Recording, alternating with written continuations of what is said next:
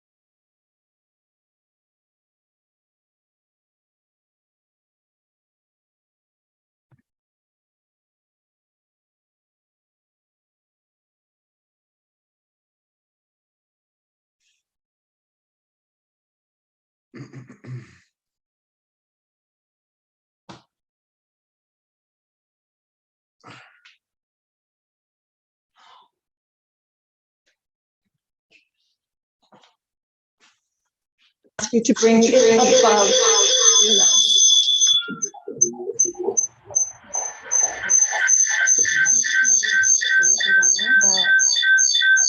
But that's unmute.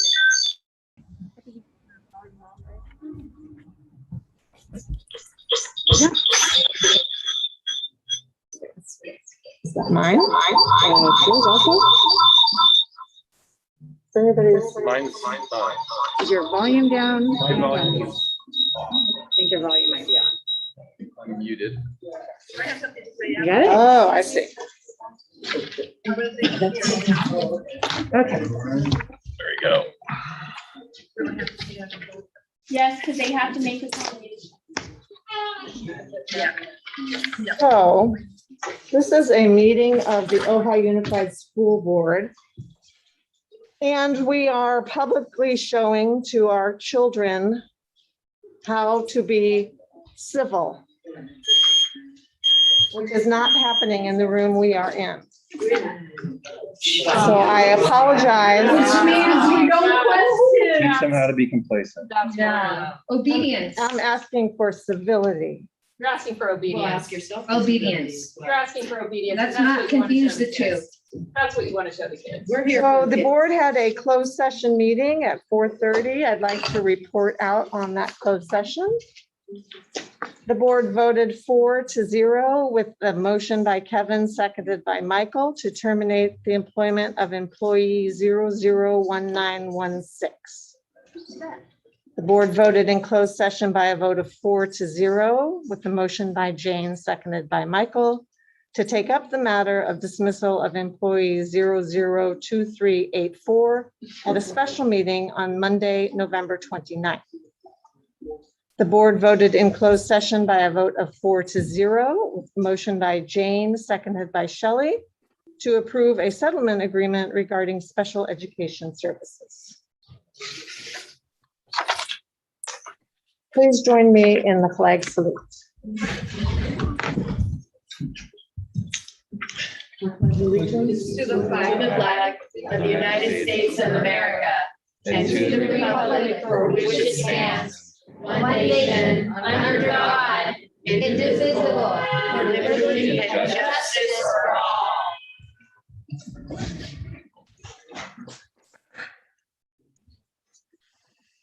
I believe there are no emergency additions or modifications to the agenda. Jane, we actually do have a student who is to be recognized tonight who will not be attending. We just found out. And so we will be rescheduling that. So it's not really an agenda modification, but I wanted to let you know that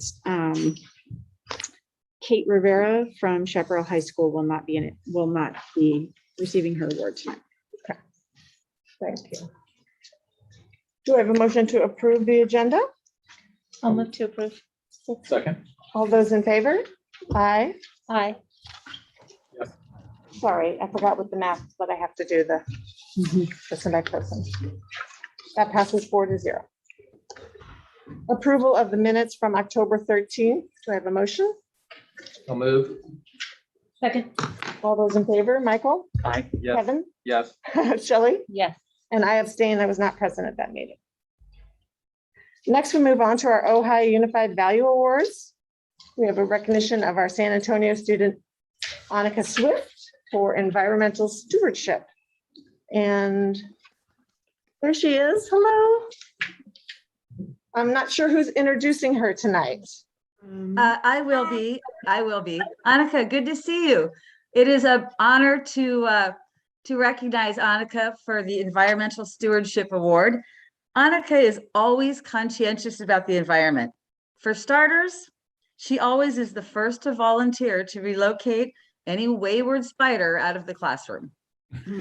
But more recently, Annika really demonstrated her leadership skills and passion for the environment by harvesting seeds from the carrots and the flowers from our Food for Thought garden, planting them with some other seeds in an unused drinking fountain, and then she set up an irrigation system using a juice pouch straw.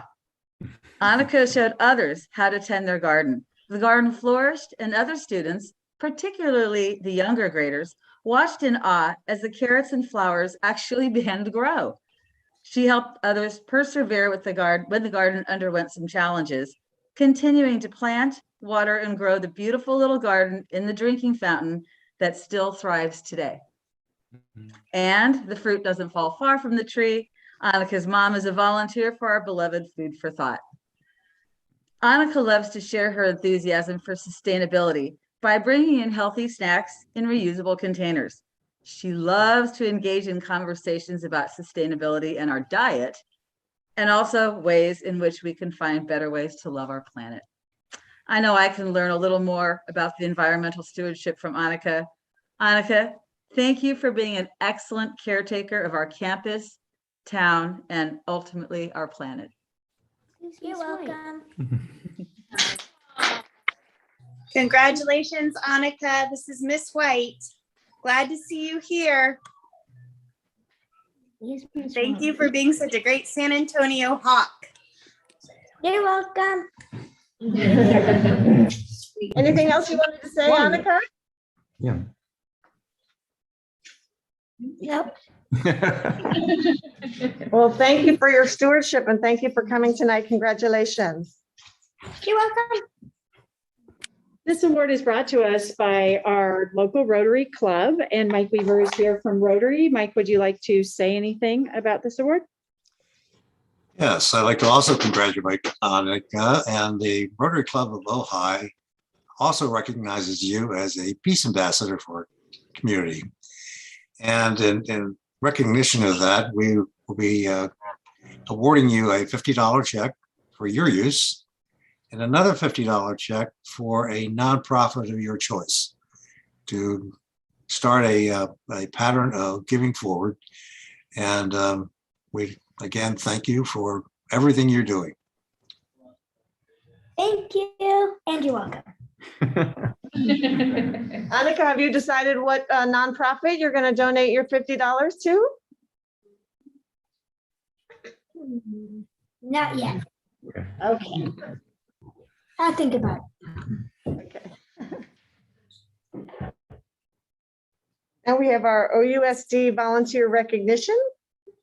And actually, Dave Munson will be presenting that tonight. So I am going to turn it over to Mr. Munson. Thank you. I'm Dave Munson, the principal at Nordoff High School, and it's my pleasure to introduce Mike Donahue as our Volunteer of the Month.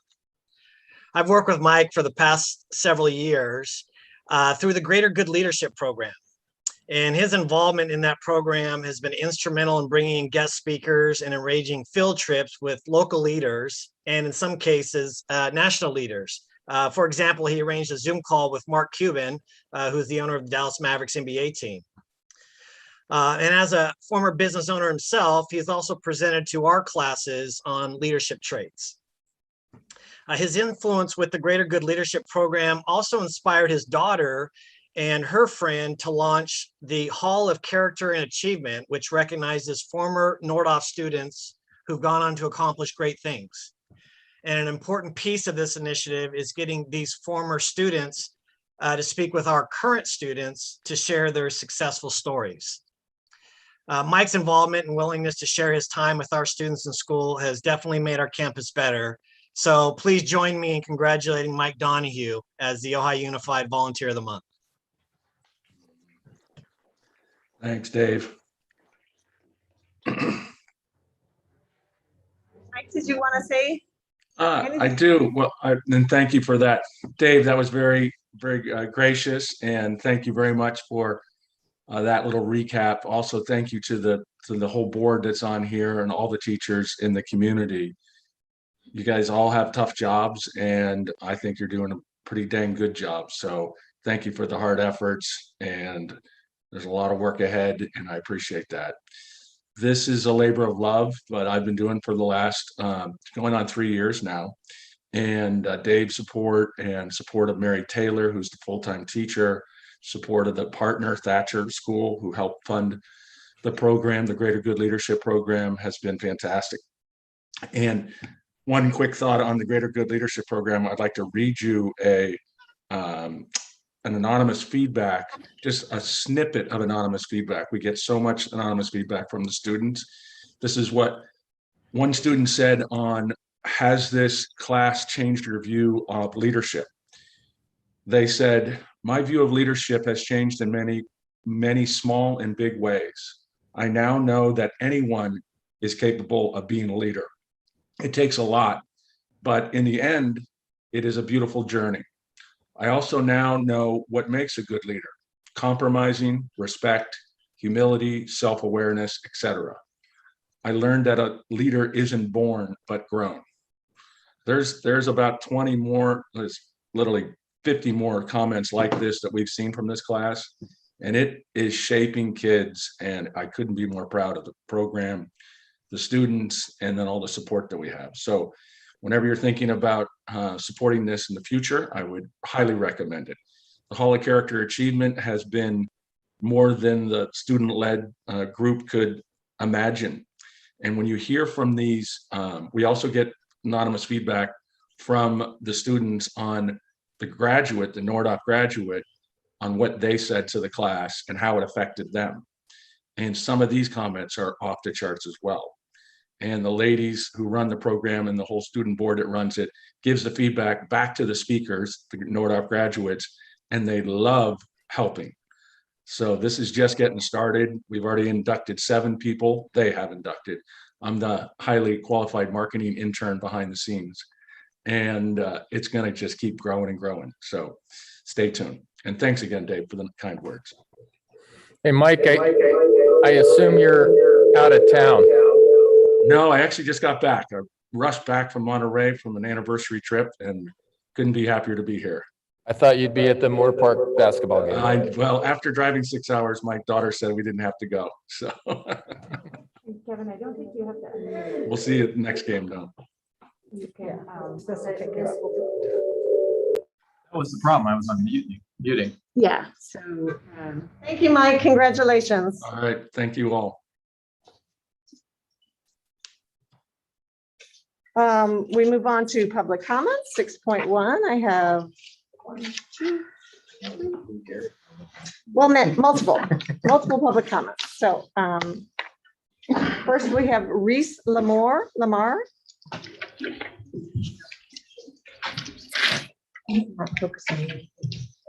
gonna move it to the. Thank you.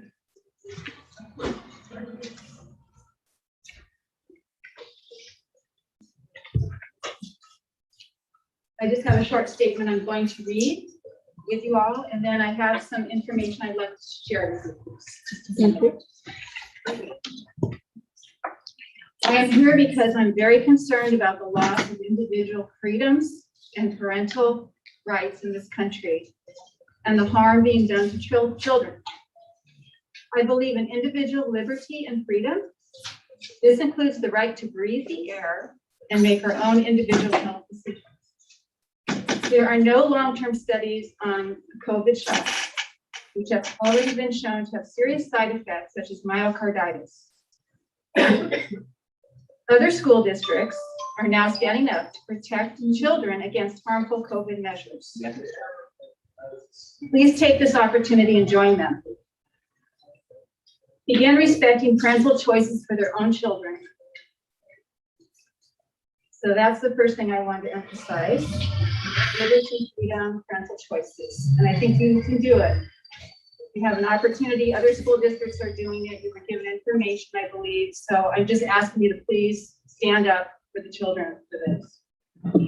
Secondly, I wanted to ask you to please begin to individually educate yourselves more fully on the health risks of forced masking and injecting. Okay, this is just gaining more knowledge for yourselves. I have a few fundamental, simple resources to help you get started on your journey of learning. It will be well worth it. These are things I've learned, and I know that you might enjoy learning them as well. So thank you. So I'm going to pass this out, and maybe she could pass it out if that's okay. And for later even. There's one DVD. I would like it to go to Shelley because I believe she will watch it and then share it with the rest of you, please. I just have one, it's brand new. So I thank you for your time and for your attention to learning and protecting the children. Thank you. Thank you.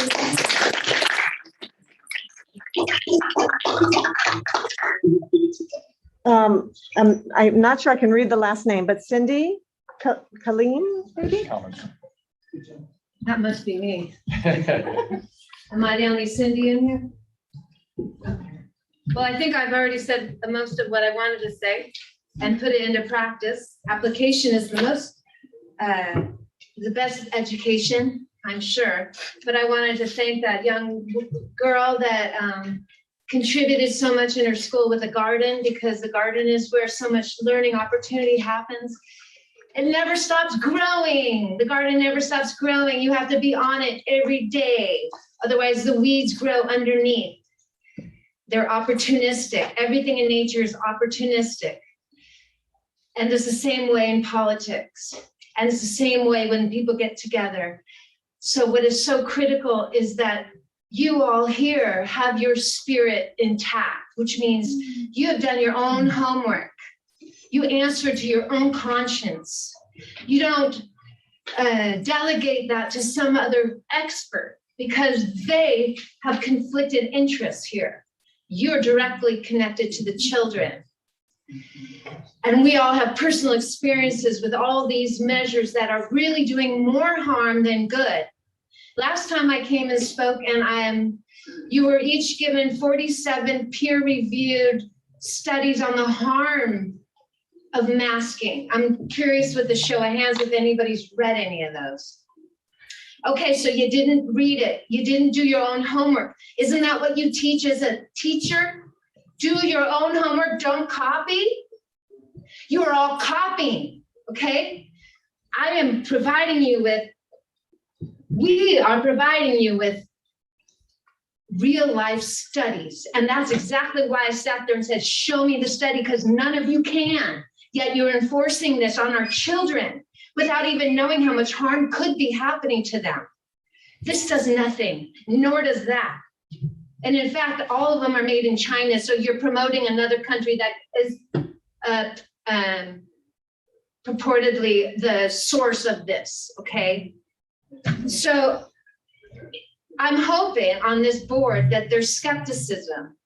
I'm hoping you have different opinions on this. I'm hoping you discuss it feverishly and you don't shun or censor any person on this board that might have a different belief system, because the only way you're going to achieve the truth is through skepticism.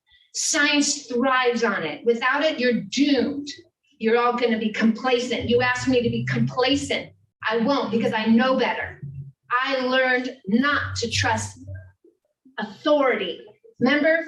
Question authority. I questioned you. I'm sure you're a wonderful person, Jane. We've never met personally. And outside the room, you probably would really like me. Okay? I'm a good person. And I'm here because I care, not because I want to disrupt your meeting. I care about my child's health. I care about everybody's health. And I care about opportunities to do it better, which you're missing out on because other communities in California are stepping out and they are saying, show me the science, show me the truth, because until you do, the burden of proof is on you, and I'm not going to put anybody in harm's way. I will err on the side of Thank you. You're caution. 3 minutes more.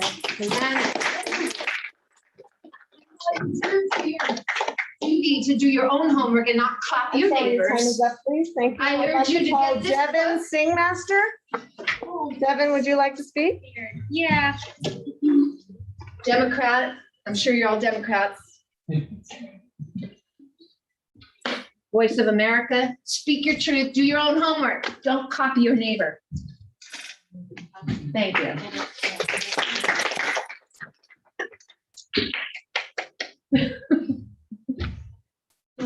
What do I do? You have. Oh, okay. Hi. Good evening. I'm here as a concerned parent as well. And I have so much paperwork in my backpack that my shoulders hurt from carrying it. But I just have this inherent feeling that no matter how many papers I show or tears I shed, that my voice is not heard. This is very difficult because laws are being broken. Promoting use of non-FDA approved emergency use authorized masks are unwarranted and illegal. Devices authorized under EUA require wearers to be informed of the option to refuse the wearing of such device under 21 USC section 360 BBB 3C1A II capital III. That's a federal law. I feel almost like it's a waste of my breath to even say it, because you guys already know this. I'm here for all the unconstitutional measures happening or are going to happen. I want my daughter to attend school and be with her friends, even though I don't agree with some of the, stuff that goes on, but I know you guys are doing the best that you can too. But I feel like we can do better.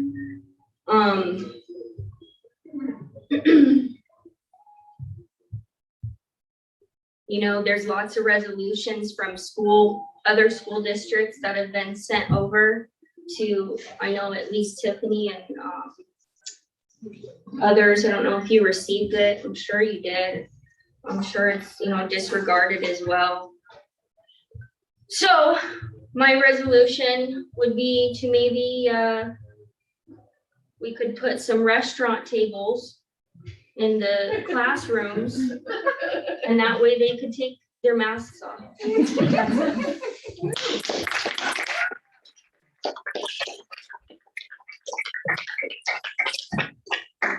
Lapine?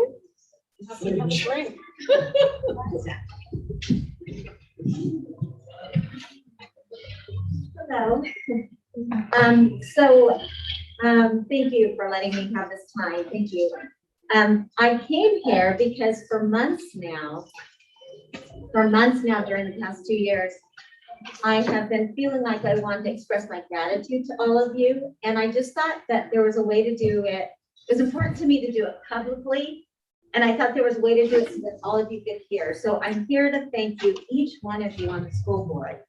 I doubt any of you chose to be here at a time of a global pandemic, but here we all are. And I just, as a former classroom teacher and as a resident of the Ojai community, I have watched during the past 2 years, and I have to say that you will always have my gratitude for the job that I feel like you've done. I feel like every month that went from March of 2020 to April of 2020, and it rolled into May and June, I watched as our school district responded to the changing information, the constant change and challenge of providing services to our children.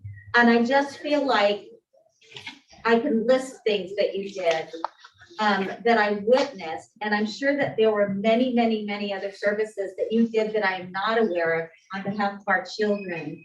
And you just will always have my gratitude for the way that you have, for the hours that you put in. I'm sure it's, I'm sure I can't even imagine and know that the hours that you have put in and the energy and the extra effort that you all have given us. So I'm saying thank you to you all for that, and know that it is appreciated. And I want to say thank you to every staff member in the Ojai Unified School District community, because I can't imagine having to deal with all of the things that you've had to deal with during these 2 years. And I feel like you've done your best to be thoughtful, responsible, caring stewards of our school district. So thank you. Thank you to all of you.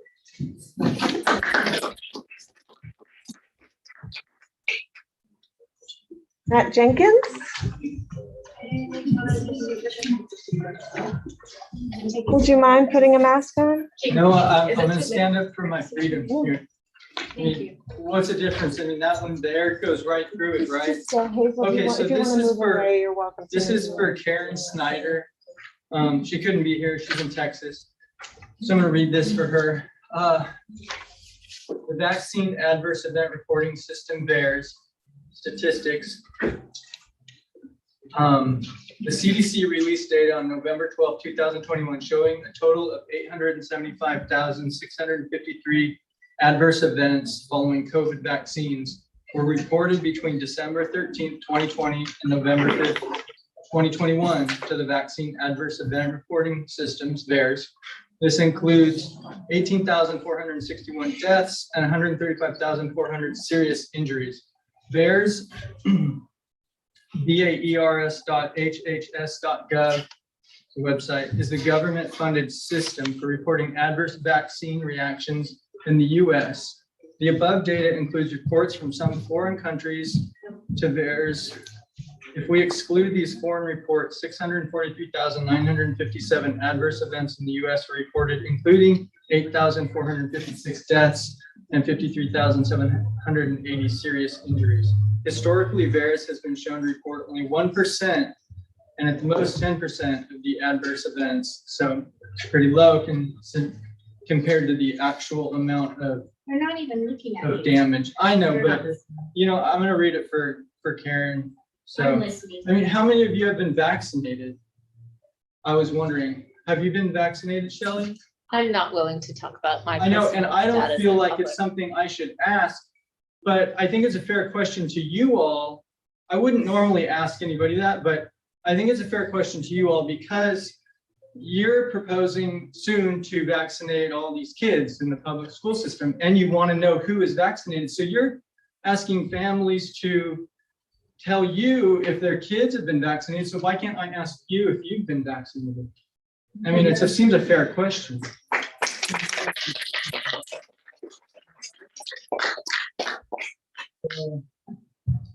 I mean, how about you, Jane? Have you been double jabbed? So there's no vaccine mandate in our school district. Okay. So will there be, do you think?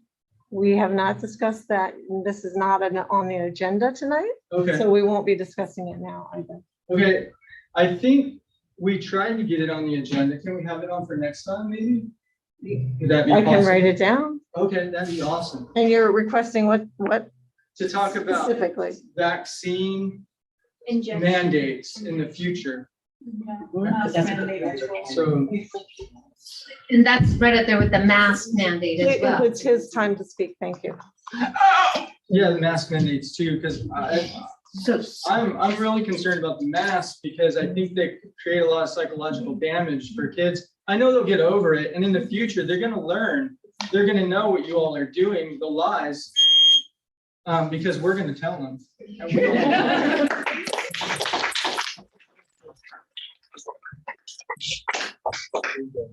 Veronique?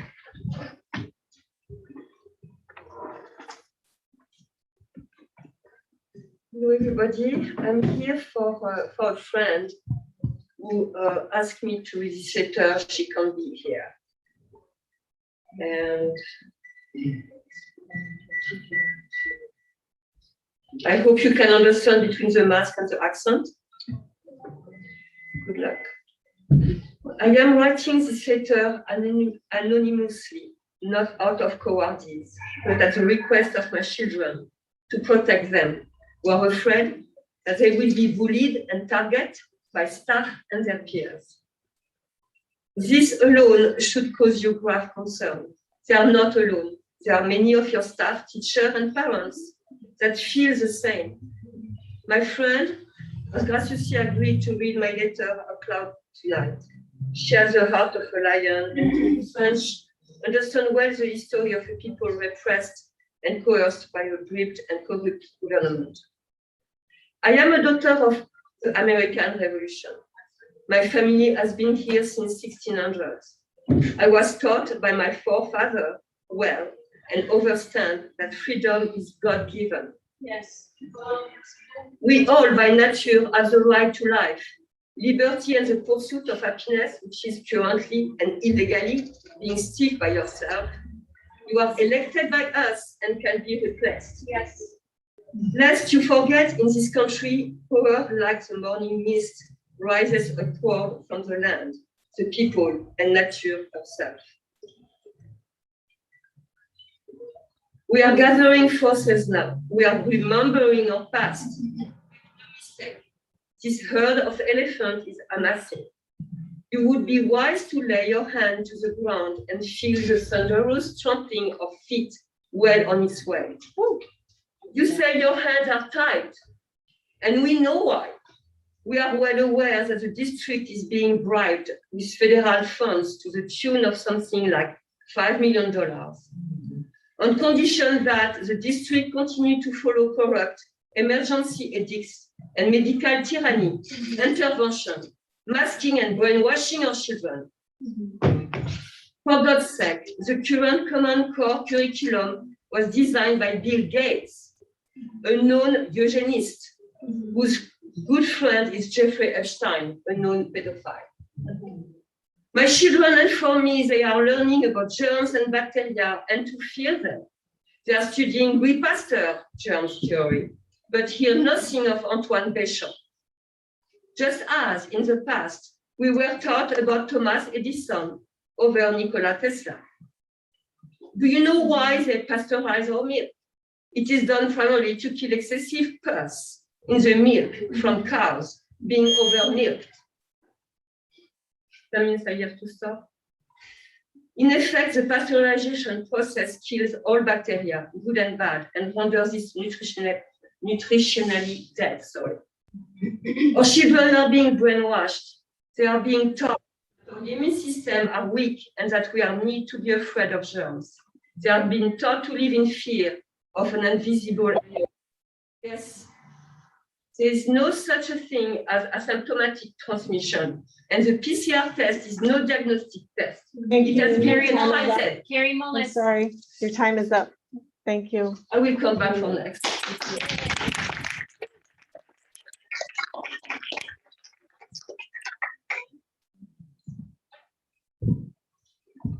Sorry.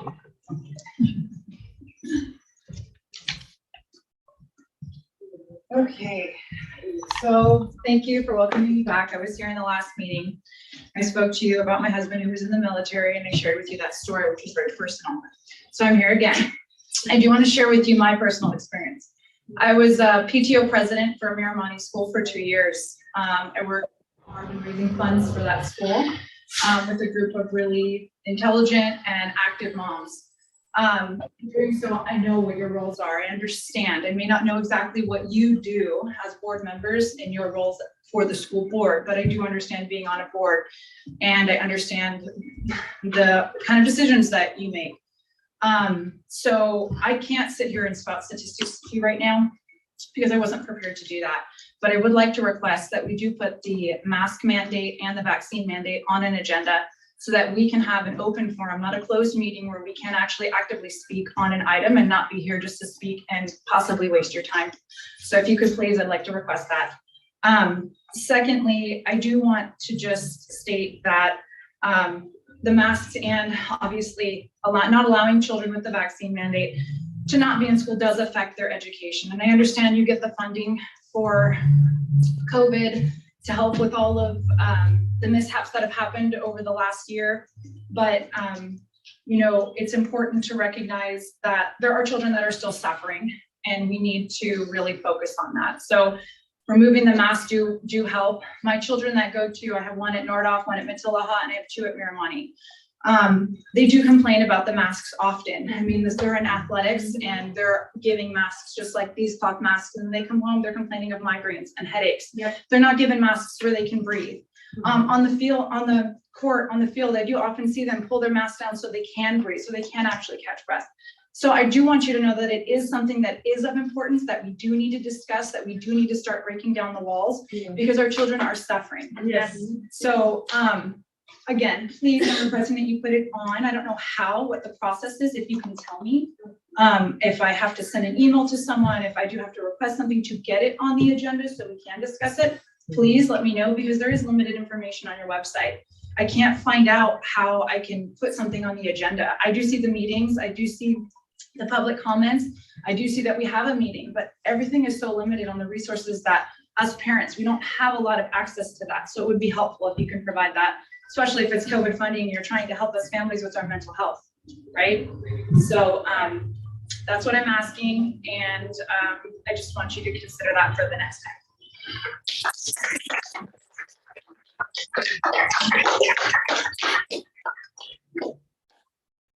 On an agenda item, you've done the exact right thing. You've come and asked for something to be on the agenda. And then we have agenda pre-meetings where unless we have to make sure that it's something that the board can have addressed at a meeting that's board related, and that the timing of, so the board meeting, if there's a board meeting, we have certain things that we have to do every time of year. So that's taken into consideration, and then it's put on the agenda. Okay, so there's a pre-meeting and then there's like a meeting like this. Yeah, I mean, the meeting decides what goes on the agenda, and that's what we have, like, you'll hear us at the end of the night, we always talk about future agenda items, and that would now become one of those Action future items. agenda items. Okay, thank you. Allison? Is there an Allison here who wanted to speak? This is emergency mandate. Why is it not emergency? Yeah, you would think it would be priority. Top priority. Especially because we're all here. Ready? All right, hello again. I've been here a few times. And I am very surprised that there's not an ongoing agenda item about all of these mandates, including masking. Seems like it would just be an item always on, because you should be looking at research that's changing maybe, and always reevaluating the situation. You have said your hands are tied, but recently I've heard of, and I've researched that there are now, since I've emailed you about 9 districts in California, there are now over 10 districts in California that are taking a stand by writing resolutions against these mandates. Mostly the vaccine mandates, saying that they definitely will not, they're writing resolutions saying that they won't do it. So they're putting their parents at ease, which we would like to see. So last week I emailed you a letter with the attached resolutions. Hopefully you had a chance to review them. I'm formally requesting that Ojai Unified School District use these examples to write your own resolution and to schedule a special board meeting or put it on the next agenda to address this. Ojai Unified needs to take an official stand against the mandates and stand up for our children and staff. There are many of us that will not comply, and we will pull our children out of the district if we need to. Thank you.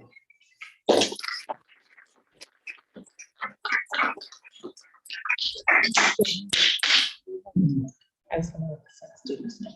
What? I was gonna represent students in the Senate. Is it just 2 more? Yeah, 2 more, thank you. Sky Byrne?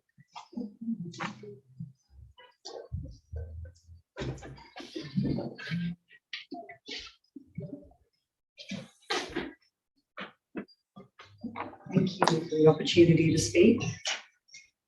I also wanted to speak about the growing number of California school districts that are choosing to defy the state vaccine mandate, a mandate that is clearly harmful, divisive, discriminatory, and unnecessary. I'm very hopeful that this district will follow suit in rejecting the mandate, and I'm speaking today to encourage you to do so. I know this district loves its staff and students, and of course doesn't want to see any harm come to them. But enforcing a COVID shot mandate will cause physical harm to a certain unknown number of individuals, as these shots have an injury and death rate that is higher in just 11 months than the injury and death rate for all other vaccines combined for the past 30 years. It's an unacceptably high risk for our children to take on, when they are at almost zero risk of the disease itself. And as is now becoming common knowledge rather than censored fact, the shots do not prevent infection or transmission. So there is zero argument for forcing them on our children to protect teachers or the community, which is a horrible argument anyway, as who would ask children to risk their lives to save the lives of others? Aren't their lives the most precious? Because the shots do not protect anyone but the recipient, the choice to get one or not must lie only with the potential recipient or recipient's parents in the case of children. Based on these facts, the state vaccine mandate for school children is dangerous and obviously wrong. And we look to you, our school district board members, to protect our children from the mandate. We look to you to do what is right, regardless of the consequences. The Calaveras Unified School District Board voted 5-0 against upholding the state-issued COVID vaccine mandate for students and staff. How wonderful, especially given their awareness of the possible consequences. In a letter to families and staff ahead of the vote, they said, quote, The board is aware of the potential impacts on the district of possible liability exposure, funding loss, other formal actions that can be taken against the district in response, but they feel strong in their individual positions on this topic. That board did what was right, regardless of the consequences. What a world we would live in if everyone did just that. The right thing, regardless of the consequences. It's so simple and so powerful. One attendee at the Calaveras County Board meeting had this to say to the board, quote, "I am so proud of you guys. I am so proud to be in Calaveras County, and I am so proud that we are united. I'm so proud. I know it takes a lot of courage to take a stand like this. We're going to have your back."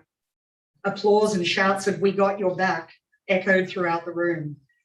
I can promise each one of you that if this board does the difficult but right thing and protects our school children and staff from a vaccine mandate, we will have your back and you will have our deepest respect and gratitude. Yes. And I know there are many in the community who feel as we do. Where there is risk, there must be choice. Thank you so much.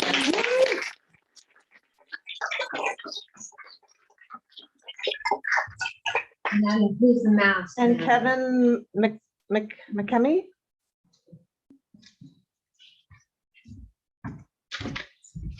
Thank you. Hello. I want to take my time tonight to talk about COVID funding. I'm not too familiar with how it's all done, how you guys get it from the state or whatnot, but I know that it's a factor and that it plays a role in your decisions.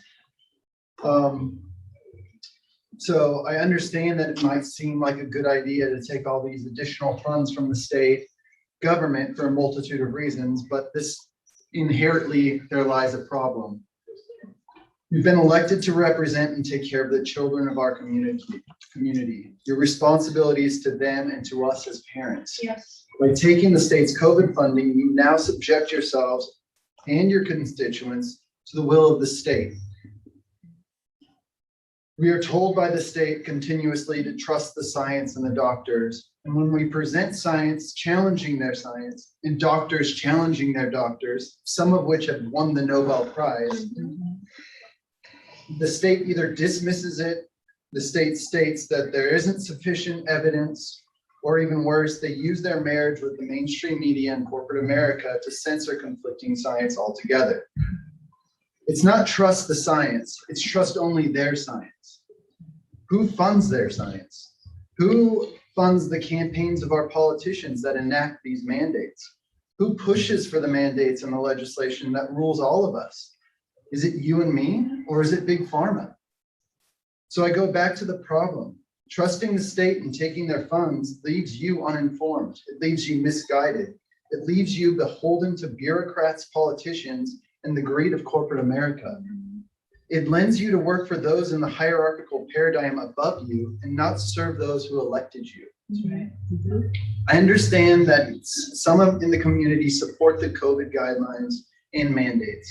I understand that some of you on the board may think these measures are warranted and a good idea.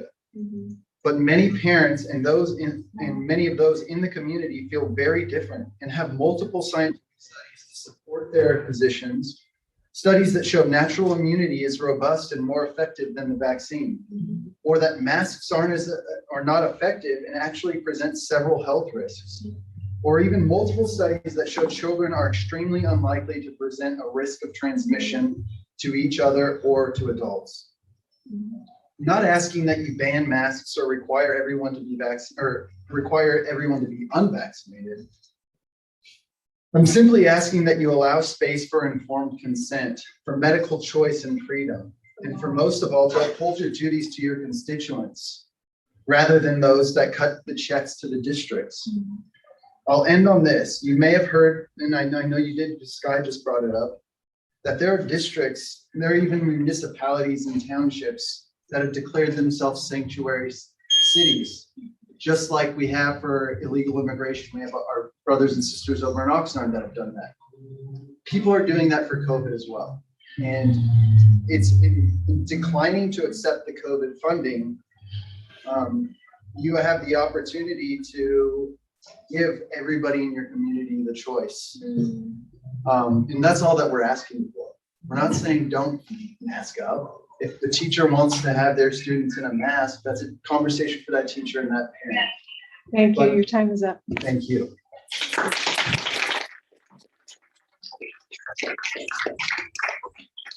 Marianne. Sorry, last name is Knight or Nigley. I can't wear the mask because I have a medical condition, so I can speak from out here or at the podium.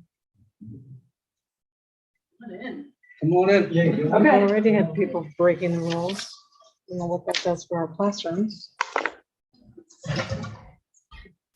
Parents, good evening. School board members, good evening. No person or group is above the law.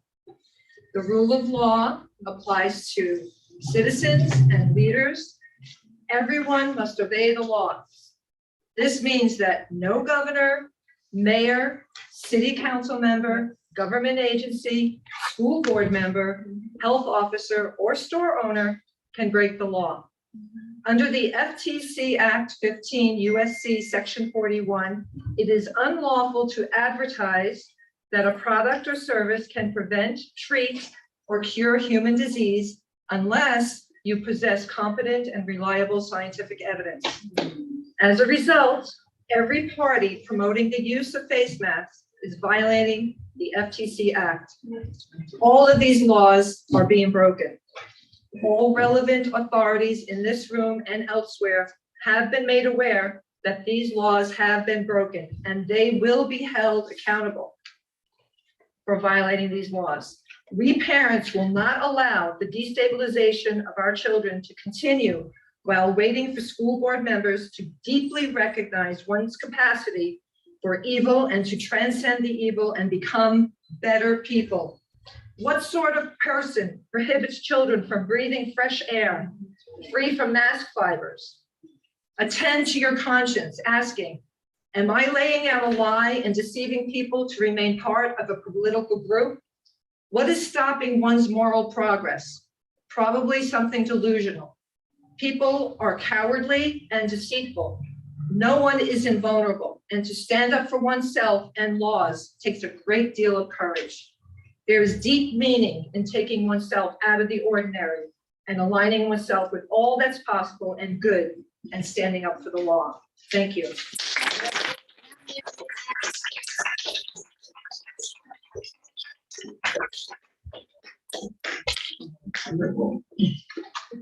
We move on to 6.1.2, Student Advisory Council.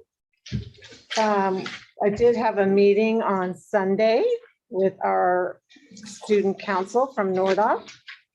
And I reminded them that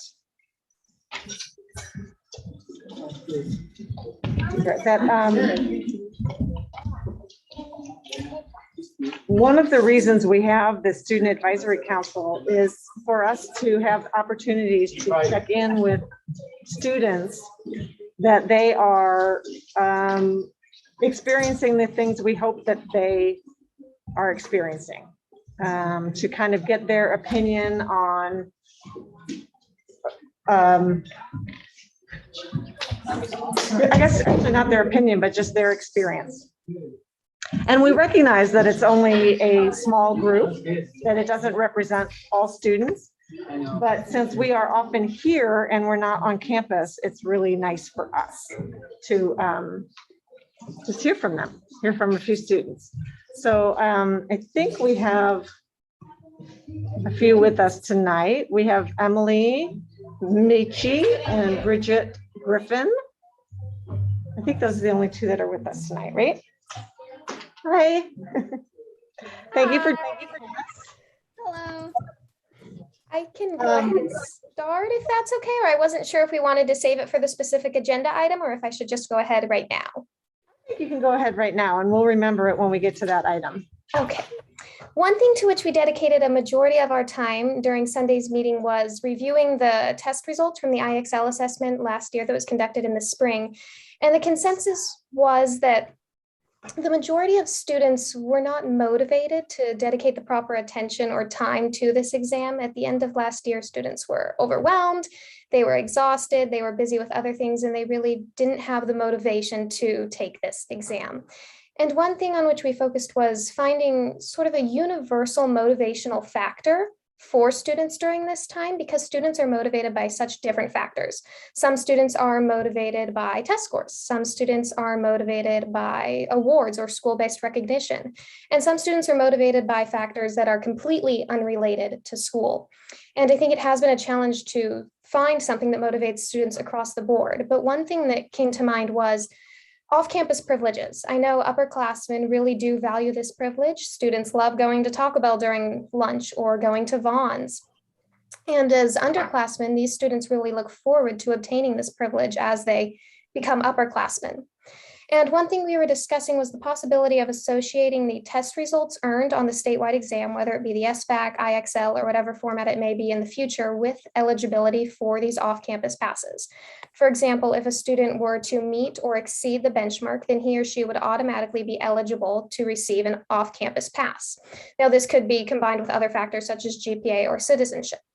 If the student did not meet the benchmark, then he or she would not automatically be eligible for an off-campus pass. However, this student could commit to a peer tutoring program, which we already offer during seminar 2 times a week, Thursday and Friday for 30 minutes.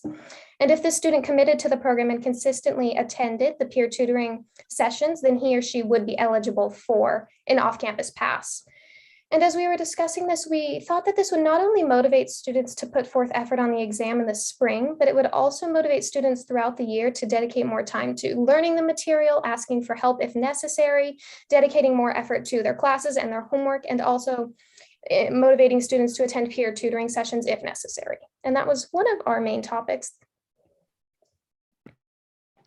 And I would like to mention that's something that I think you guys should get together with Mr. Munson. I'm sorry, Mr. Munson, that I didn't write you and say they want to talk to you, because that's just an idea. Teachers might have different ideas. Other students might have additional ideas. And I know the board has discussed multiple times ideas for how this might work. We haven't come across something that seems to work, but I certainly think it's a great new idea. So I like the idea of hearing these possibilities, and that's going to be something that the high school and maybe the middle school, well, they don't have off-campus privileges, but that you guys can meet and discuss. Bridget, did you want to say something? Sure. So while, as Emily pointed out, that was one of the big things that we discussed. We had off-campus privileges was one of the main ideas that we had as an idea for motivation. But we had a bunch of others, and we'd love to discuss that with Mr. Munson at some point and hopefully come to some kind of consensus on that. But another thing that we talked about was starting some kind of campaign, whether it have to do with motivation or mental health, or some kind of campaign to unite the students at Nordhoff and hopefully other schools eventually, and see if we can build a stronger bond and help out between those people. And we started discussing some different ideas for what to do with that campaign, but we haven't finished, we haven't reached a decision yet. So I'm just bringing that up as an idea on what we are going to start doing within the next few months. And then the other thing that I wanted to say really quickly was just thank you to the school board and the superintendent and everyone here right now for taking time out of your stressful lives. I know right now it's stressful for a lot of people, and just being here and helping everyone. So I just want to say thank you to you guys for doing that. Thank you. Thank you. And actually, one of you mentioned also that, Emily, it might have been you, that when you talk about the campaign, Bridget, for bringing the school together, that really the school has already begun that, right? And that they've seen a big push towards belonging at the school, and that even they're doing something with freshmen and involvement in the school. What was that? Yes, I believe the school started some sort of tracking program in which they're monitoring student engagement in different activities other than classes, such as engagement in an extracurricular or a sport or the play or anything along those lines. And then making sure that the students who aren't participating in an extracurricular still feel supported and connected to school and are able to receive support from an adult on campus. And I'm called a 5-star student. But it's really great that you are aware of that and you're seeing that, because that's what we're hopeful of, right? Anything from? I just really appreciate the thoughts and the conversation. It's actually an interesting idea. I hope we will talk more about it. And you know, I know I always say this, but I'm going to say it again. I'm always encouraged massively when our students come and talk to us because they're really smart, and I enjoy it a lot. So thank you. Yeah, I was just gonna say, maybe add a factor for improvement, you know, rather than just the outcome, the total outcome, as to whether somebody is at, at what do we call it, meet standards or better. You could also honor those people that really improved. I think that's indeed probably the main thing, right? Good point. Right, they did discuss, for a student who is working really hard and trying really hard, but still not meeting those standards, that there's opportunities for them to still get rewards. So I think that's the same. Yeah, that's why I understood that was part about engaging in tutoring and at least making an effort. I think that's good. I like it. Interesting. I'll throw out there, anyone interested in mock trial, there was a meeting tonight. I couldn't be there, but I understand that lots of new information. So anyone, let Mr. Monson know. Thank you. Thank you. Good night. Thank you. We move on to 6.2. Do we have either of our employee reps here, Chuck Crawford, to speak for CSEA? Yes, I'm here. Oh. Hi, Chuck. I was looking for you on Zoom. House was good. Good evening, board. I want to say thank you first for the democracy of the applicants. Very nice to see that people have the comfort to speak here and that you listen, as you well explained. But classified employees don't feel that same way, which is unfortunate. I come with a heavy heart tonight.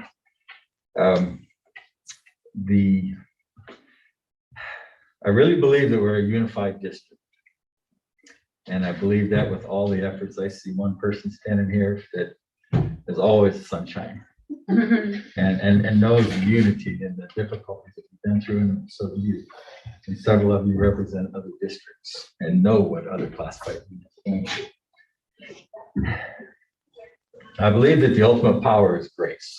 And I always try to present to you in the best fashion that I can for the largest group that we have. And I think that you do too as well.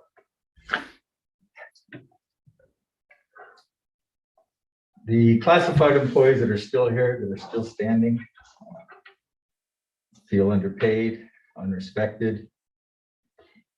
And the workload is just because of the last one standing.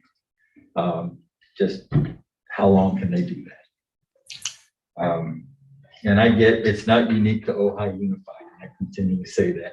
I think with your experience in Santa Barbara, and I don't see Ventura representing her tonight, but I know that we have worked collaboratively, and it's been very powerful for us together to get through this. Our group right now with the 2.3% that was offered is having a hard time with that. Collectively, we said, we have compressed our pay scale for the last 3 years because minimum wage has been on the books for years. And so we did, under the last superintendent, agreed to help the district get to that. We're not there. 1429 is the lowest paid person right now. And in January, we're supposed to be at 15. When I looked at that 2.3, that works out to 32 cents for that person at 1429. Off schedule, it's a one-time payment. On schedule, okay, it brings us to 1461. If we do it again at 2.31, that brings another 33 cents. It brings us to 1494. We still haven't met minimum wage. If we use the term COLA, which is what the district gets for the cost of living, which includes your water and everything else that goes on, that doesn't mean that we get 5.4. And I tell the membership that. You determine how that's spent. You are our bosses, and Tiffany, as you're directing your orders. If I go to 2.7, which is the perception of taking the super COLA and dividing it in half, 2.7, 2.7, the difference of 6 cents, it comes out to 38 cents. So 14.29 and 38 cents gets me to 14.67. And if we do the second year, 2021, that's 39 cents. It gets me to $15.06. The reason I didn't accept this was because ultimately I wanted for us, the district, collectively, as we've done, is to get to that minimum wage. Membership doesn't understand that because, as we know, rumor mill runs a lot of things. So, but I want to share with you why I made that decision, and the team said no. We didn't feel it was in good faith the way it was presented. I understood and explained to our membership the last time we had monies discussed, and Dr. Morse was very good to put it all in one letter. Classified got $500. Certificated got $1,200. Certificated did a lot of work for that $1,200. The whole summer they worked. Classified doesn't know that. They just look at the dollar amounts. And so I took the time to explain that, and I appreciate Dr. Morse making that transparent.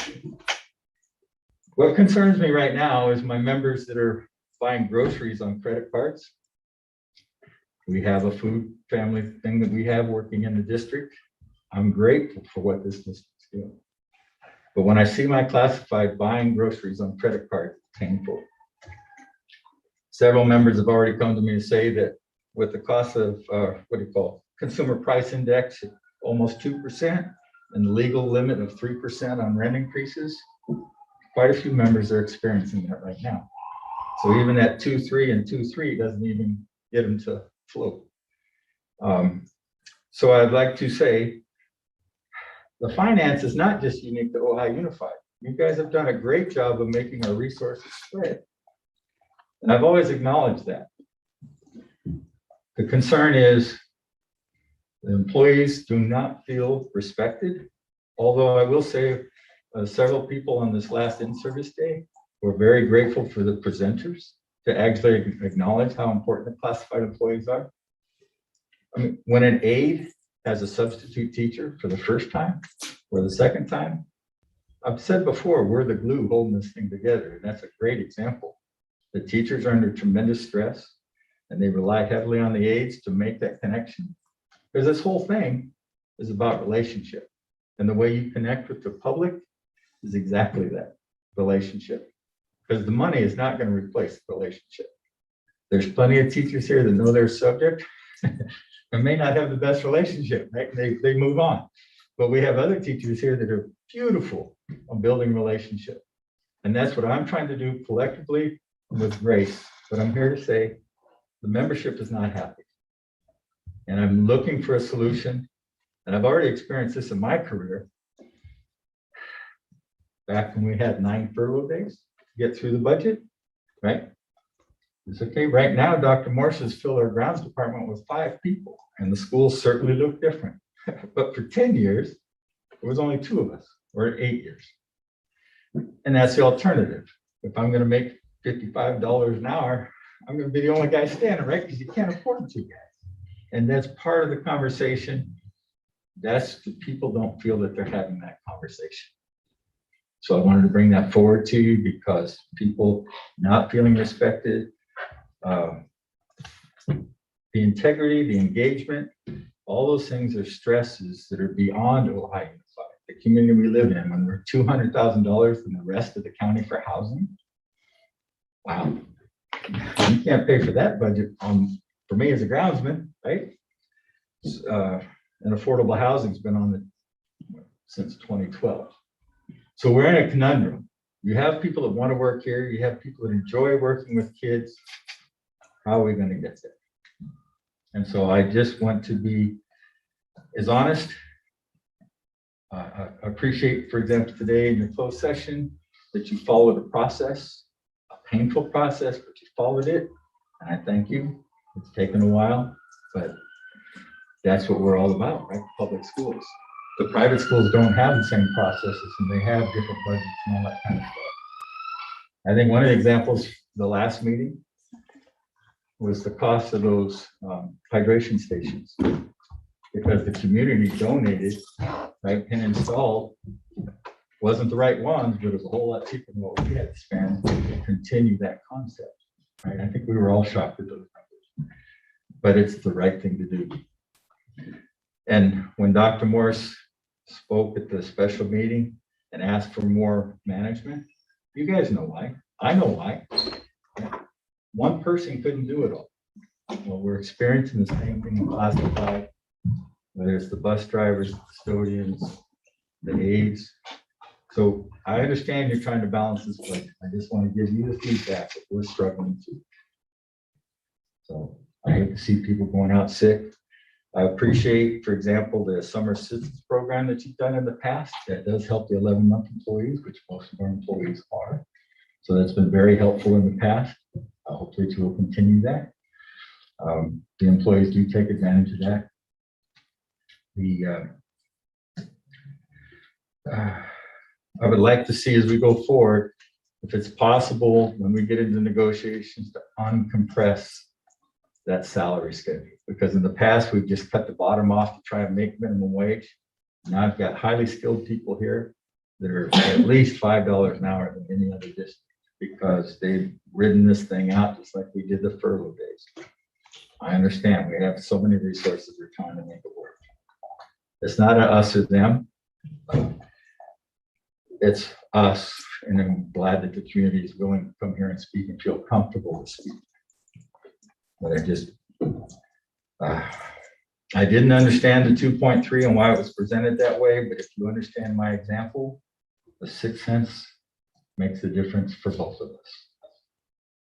Making the minimum wage and doing it. It is, both of them are on schedule, and that wasn't what was off. The first one was off schedule. We've done that twice with the COVID in the past. With the on schedule, teachers don't have a minimum wage requirement. They're clearly out of that class.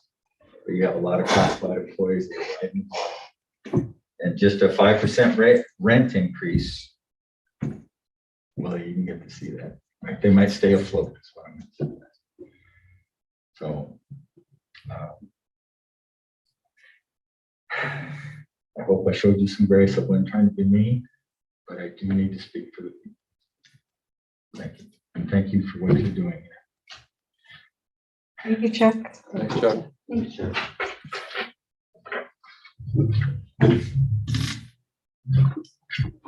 Okay.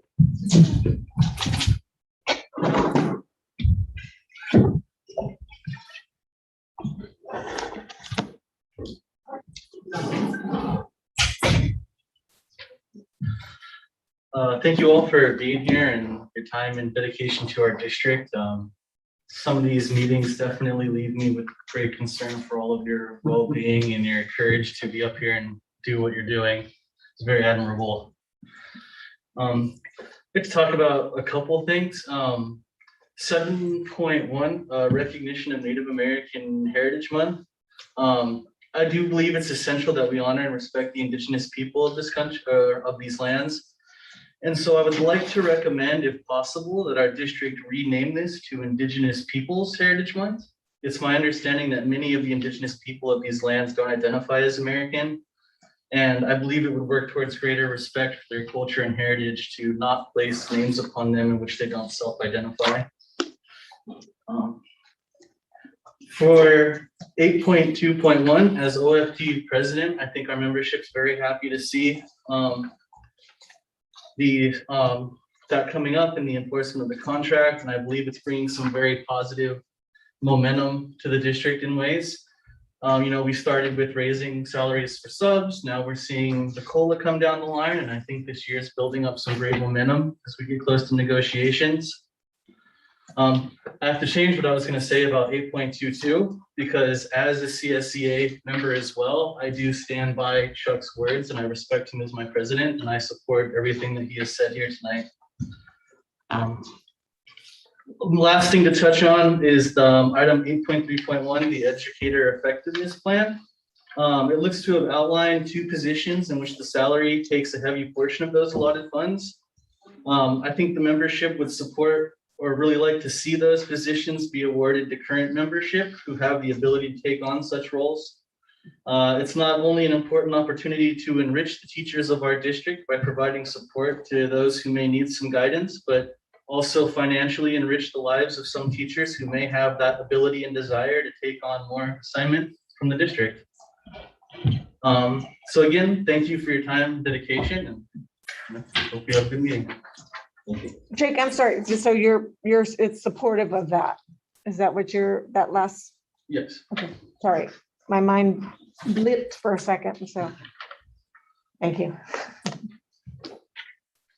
We move on to 6.3, board member reports. I have nothing. Well, you're starting up for the mock trial again. Yeah, we had one meeting and then I told them I would be back to them in a week. And that was 3 weeks ago. But it's going to be virtual again. And it actually worked out pretty well last year. It's a lot easier to herd the cats when they can just be in their bedrooms. Yeah. Michael, anything? No. Sorry. I just want to say to any of those who happen to be, it says unmute myself. I'll ignore that. I'll show you at break how to turn off that setting. I just wanted to say that to those who are watching out there and aren't at the planning commission meeting, which I assume most everybody is, that I'm very grateful for those who are watching these meetings, who have so many questions about the things that are going on and come to this as a source for information. We try so hard. We have these really long meetings where we try so hard to give detailed information. And I have to say the amount of misinformation I see on social media is not just disheartening, it's scary. And I would like to encourage everybody out there to come to our meetings and hear what's going on and get the facts from the source instead of from maybe somebody that who may or may not know exactly what's going on. That's all. Thank you. I would like to actually just mind saying the same thing. I've had several conversations with people who misunderstood our bylaws. I think that was in August when we updated our bylaws. And we talked a lot at that time about input, public input and input from employees. And I believe we weren't clear. It's clear in the writing, but maybe with the discussion it got messed up. So we as board members may absolutely receive phone calls, emails, stops at the grocery store for you to share an experience, to whatever, ask questions. But what we were trying to say is that when we have those conversations with you, it's important that we say, this is me and what I think I hear you saying. I don't speak for the whole board, that I can't say to you, oh, sure, we'll do that for you. I don't have that power. So it's important that I speak as an individual and that mostly we listen. So if you have something that you feel it needs to be said to an individual board member or the board as a whole, you have every right to do that, and we would encourage it. We don't want to cut that off at all. So I apologize for the misunderstanding. Again, the purpose was to let you know that we're not speaking for the whole board when we speak, and that our main role is to listen. So we encourage input.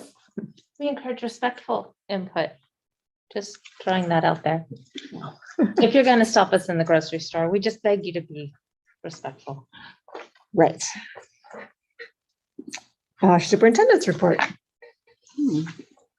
I'm going to see if I can spotlight my own video, which I don't think I can. So Shelley, I'm just going to, so it's not on you, I'm going to put it over there, and then let me just see if I can. No, I cannot spotlight myself, so I apologize, but I'm going to put my report up anyway. So give me 1 second to share my screen. Okay.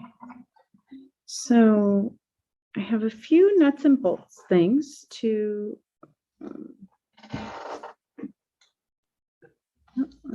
I have a few nuts and bolts things to start off with. First is an update on the graffiti. As you know, we had additional graffiti this week and actually some more last night. We're in the process of installing additional cameras. It's a little bit more complicated than, buying a camera from Home Depot, because we have a number of blind spots throughout. This is 8.5 acres approximately. And so, and we're experiencing vandalism at a place to grow and back in the yard. And I picked up a whole case of White Claws on Monday morning when I got to work. That's really good. Yeah, they were empty. So Hazel hopefully put them in not my trash can. So, there's just, David and I walked around, and there's just so many cameras, and there's so many places that are really dark that without having a light attached, it's not necessarily useful to have a camera, because this is happening at night. Also, we have a current security system that the police can look at. If we alerted them, they could tap into it. And so we don't want to install a system that doesn't work with our current system, but that requires cabling and a competitive bid process based on the cost. So we're in the process of doing that. And of course, all of our vendors are very busy right now. And so it takes a little while for them to get out to us, but it's been in the works for quite some time. In the meantime, we have security on campus, as you saw tonight, and we're working on expanding their hours. And then we're working really closely with the sheriff's office. So we can't publicly talk about anyone who, any part of the active investigation, but to date, each incident individually would be most likely a misdemeanor.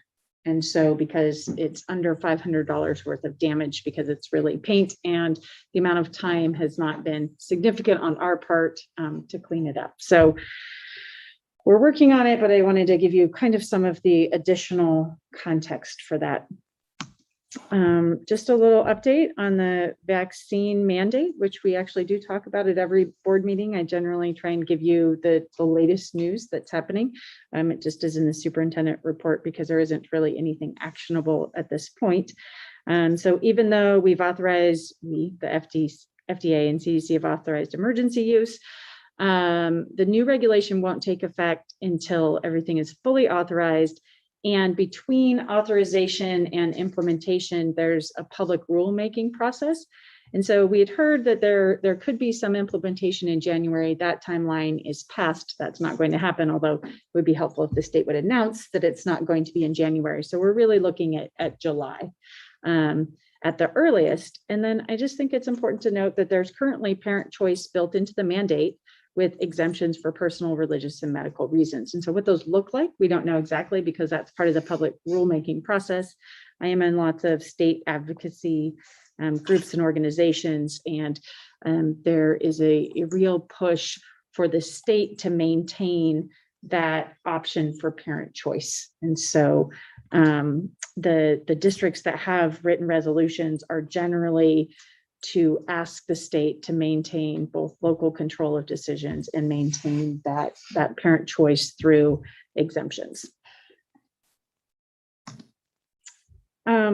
Shelley and I presented at the school board, Ventura County School Board Association in October, and Jane attended. And there were just a couple of things about it, declining enrollment, that I've seen since then that I'd like to share with you. The first, I took this out of a presentation that was given by Mike Fine, who works for an organization called FICMAT, and it's looking at declining enrollment across the state. And I just thought this was a pretty staggering statistic about how we're losing enrollment throughout the state, but Ventura County is actually number 2 in the quickest decline statewide. And I would like to point out this, it's Ventura County, it's not just Ojai. Yes. And that one of the things he mentioned was just declining birth rates. Yes. There's just nothing, it's not, oh, they're going to private schools. People are not having the same number of children. Mm-hmm. Yes. And something else that I saw today, and I'm sorry, this isn't a great chart. This is fresh off a release this morning, and it's not yet online. So I had to take a picture of my hard copy book. But when it's available, I'll make sure that each of you get a copy of the book. But this shows basically that in Ojai, even though there's, quickly declining enrollment throughout Ventura County, in Ojai, we have the lowest percentage of our population under 18 and the greatest percentage in the county of over 65. And so while there's declining enrollment across the board, Ojai in particular, because sometimes I hear, if the school district was better, you'd have more kids. And really it's that in Ojai, there are less children available. Those two things can be simultaneously true, but in general, I think we have to recognize that Ojai has fewer students versus, say, for example, Fillmore, right, which is over there at 27.5%. So just a couple of pieces of information on declining enrollment that I thought might be of interest to you. And then let's get to the fun stuff. So substitute update. You passed in a couple of months ago. I actually can't remember the month at the moment, but passed an update to the substitute pay and the quick start bonus. And I want to just show you how that's working. So prior to the incentive, we had 37 subs, and now we have 48. We actually have 3 additional substitutes in process at this time. And I think the outcome is really the important part. So our fill rate in August was 40%, and our fill rate for this month is at 82%. So we're doing significantly better. And so thank you for that support and for a program that is working. 82% still isn't great. It's not 100%. Our goal here is, not above passing, it's 100%. So we still have some work to go, and we're all ready to sub on Friday if necessary, if we have some teachers who potentially are out, but so just a few updates then from the week. We had our professional development day, and last Friday, as you heard, we had universal design for learning. Cheryl worked really hard to have a great presenter who was actually local from Ocean View School District, and it was very well received. We were grateful to have that. And the Matilah had an all-day BAR implementation training. We have started our Nordhoff peer tutoring program, which we're very excited about. So we have tutoring in these subjects Tuesday through Friday, and then some other additional options with teachers that we're helping our students to understand how to access the support. We are continuing with our outdoor learning. I know that with the mask mandate, it's always great if we can have kids outside where they don't have to wear masks. And so we're encouraging our teachers at every opportunity. And I have been trying to visit every classroom in the district over the last 3 weeks. And I see our outdoor spaces utilized all the time. So there's many classes where I have to go chase them down to find out where they are, and they're outside in various locations. Okay, this is, yes? Just for my own clarification, because I sort of lose track over time. Are we requiring masks outside? No, they're optional outside. I have this video, which is very embarrassing for me, but I am going to show it anyways out of, because it's interesting, but I will just preface this that, boy, I'm going to have to look down during this one.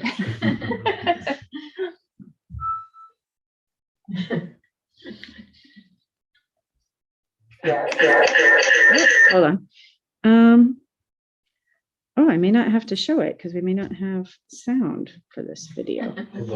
You're gonna have to enact that. Well, you can see it's just me talking with my hands. Let me come back and see if maybe potentially after, if we have a little break, if I can figure out how to play the sound for this. But this is essentially my superintendent's advisory council with kids, and it's just you because you can hear them giving us some feedback.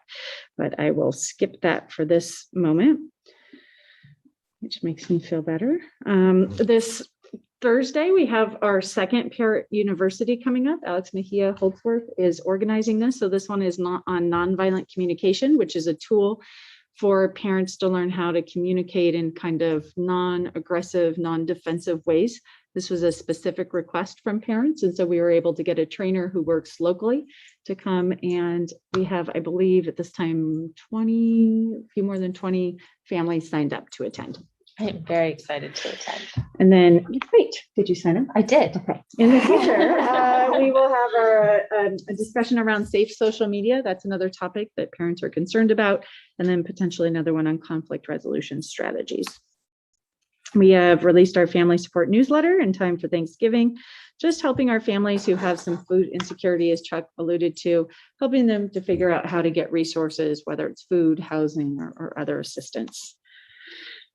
And Alex Mejia is also hosting our first annual Thanksgiving Day Fun Run. This is something that she is very passionate about and loves to run, and said, hey, can I have a fun run? And we said, okay. So if you would like to join us that morning, we'll have a little, if running is fun to you, it's not fun to everyone, Hazel, but some people do enjoy I'm sure running. we walk. We can do that. No.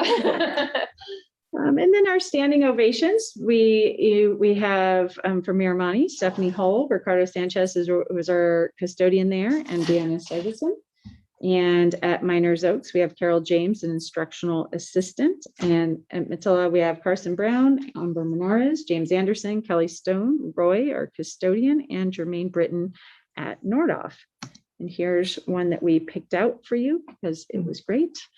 Mr./Coach Britton deserves a standing ovation because he has been an amazing teacher. And I like at the bottom, also Mr. Britton helps us outside the classroom as well. If I ever needed help, I always know that I could go to him. He has proved to me that I can trust him.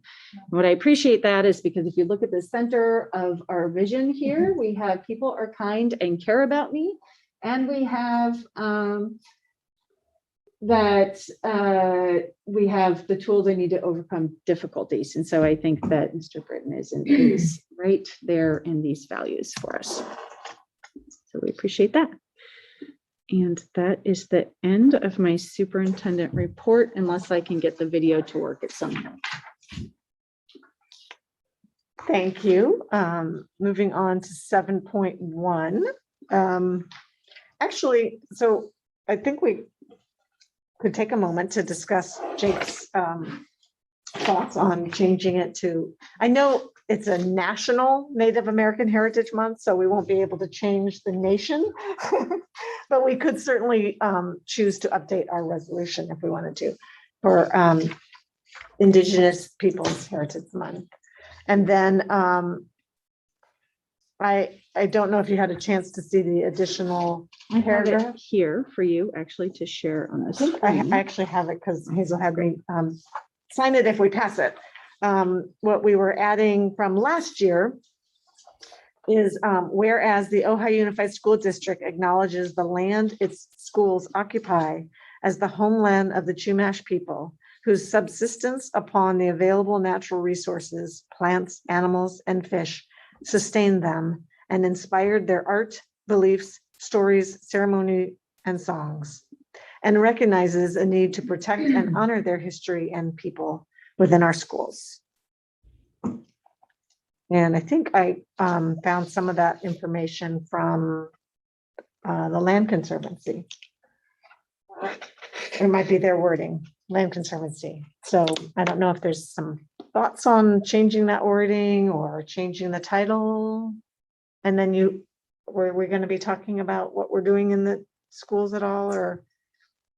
No, I had not. I don't know, it's this presentation, so that's why. Just, we moved it to the top because it's Oh, So it's more accessible for people to watch. right. Okay.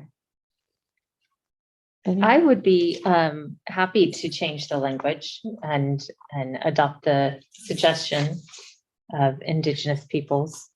I don't know, I don't feel a great compulsion to have to comply with the national wording. I think that our own wording is a good idea. We wouldn't be the first either. So yeah, I would totally support it. And we actually use the term in the resolution in that very first paragraph, right? That we, right, So in each of Indigenous the, people. would we want to change each of the whereases that say Native Americans and change it to Indigenous peoples? Is it Heritage Month or month? Heritage? Heritage Month. Yeah, Indigenous Peoples Heritage Month. Okay. It's interesting, Jake. I had never heard that because they were referred to as the Americas even back in 1600s. So they're native to the Americas as in terms, South America and North America. They're all indigenous peoples, but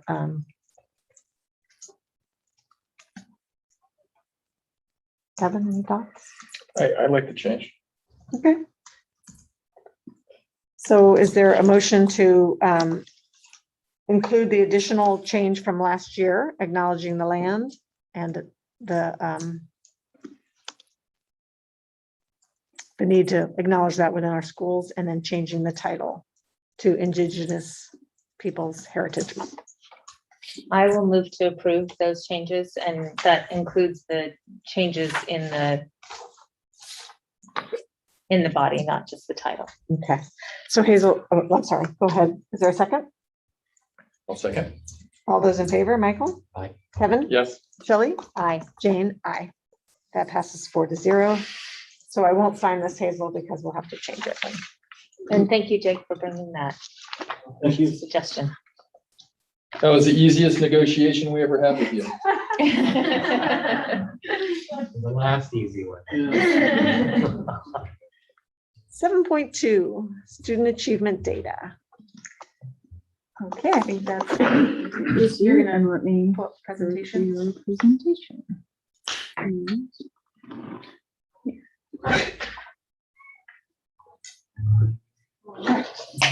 You go to the next slide. So I think it's important just to remind everybody as we look at this data that across the entire state, districts were very concerned about doing testing in the spring due to the fact that it just wouldn't really be very reliable or valid data, given the concerns at the time. For us, we were in person for the majority of the year with our elementary students, but there were times when that shifted back to distance learning. There were times when it started with an A-B model, and then we merged classes. So within the year, there were a lot of changes to the scheduling that really impacted learning loss and just the amount of time that we could be educating children. In our secondary school, students were distance learning the majority of the year. In April, after spring break, they were coming back to schools. So that was a huge shift back. And for all of those factors, including just obviously the stress of the pandemic and everything happening around them, I think everybody in education knew that this kind of testing, couldn't be something that you could ever compare to previous years or post years. It really needs to stand alone as data. It is a snapshot in time. And I would just point out that I think the data is very valuable when you look at it from an individual student's perspective, right? So when we look at, for example, IXL data, and I know there's some examples in here of some very low scores in the IXL data for the high school that could be concerning if you looked at it and thought it was valid and reliable.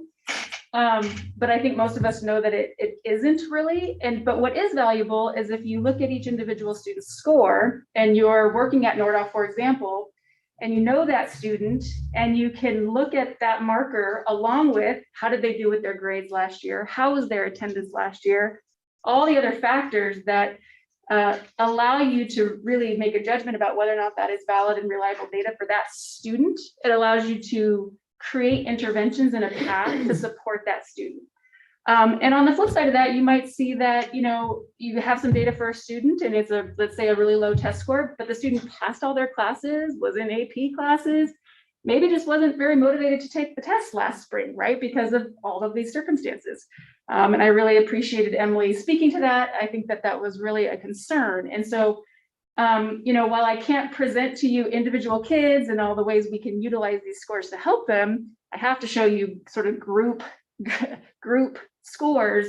I would just say that we just have to be very careful about any conclusions regarding these scores. So I think I just wanted to sort of remind us all of that. And before you go further, just to speak to that, I did hear one of the students, and well, I'll share that they know that in speaking to friends, that there were times where you got to a question on the test and you would go, oh yeah, I know how to do it. And you would do it. And then you would get to one and go, oh, I remember we did this. I don't really remember. I don't want to take the effort to try to remember how to do it. Mm-hmm. And so they would just skip it. Yeah. And that's, you know, that's concerning. Mm-hmm. I recognize also that there's a lot of evidence that we need to really get to work and work harder.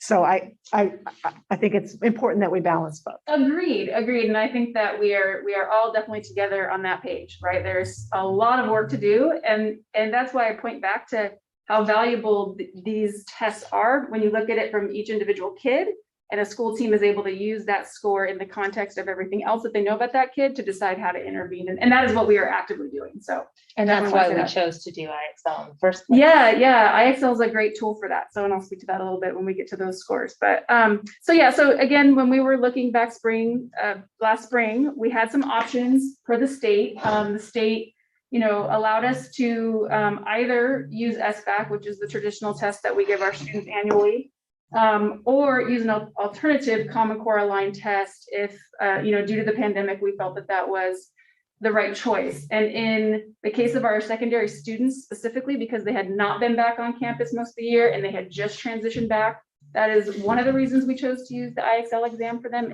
instead of the SBAC. And then also, we knew that it could be a valuable tool because IXL is not a standalone assessment. Once you have the assessment scores, and it's in the last slide I'll show you, you know exactly where the student is scoring low, and then you can, the program automatically assigns them questions in the areas where they're low so that we can really target those skills in practice. And that is what Matilla was able to do actually last spring, and I'll speak to that a little bit more when we get to their slide. And correct me if I'm wrong, but the high school students didn't take these necessarily in class. Right. They were at home. It was a mixed bag, but yeah, some of them took them at home. Okay. Yeah. Because I hate to out my own kids in public, but I do recall going, oh, you just finished a test. I had no idea that's what you were doing. Maybe we should have been more respectful of your space that you were doing this in. And we weren't. Yeah, and keep in mind, the majority of Matilla kids took it in person because most of them were in person when they did the test, but still a lot of those students were in distance learning also. So it was mixed in. Well, and not just distance learning, because that they did talk about that they had already had classes for the day and then they took the test. Yes. So they were like kind of. And the conversation, I have to also admit, in our house is mental health over test results. Just it's okay.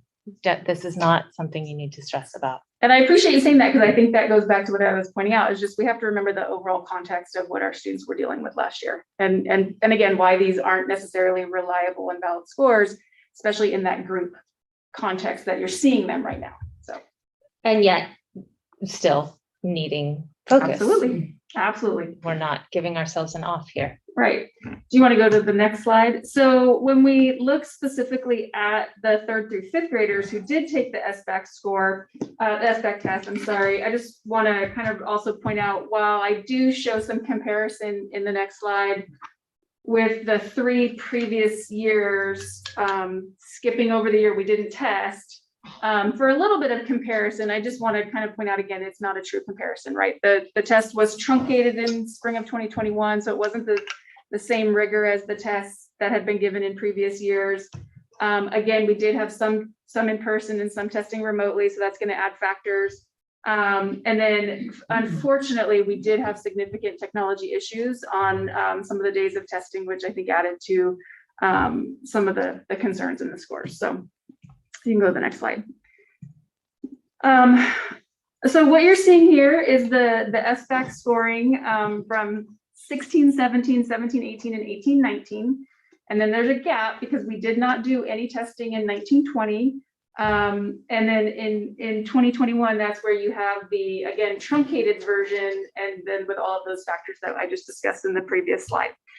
Of course, everybody's pleased to see improvements in the English language arts scores when you compare to 2 cohorts prior in 18, 19.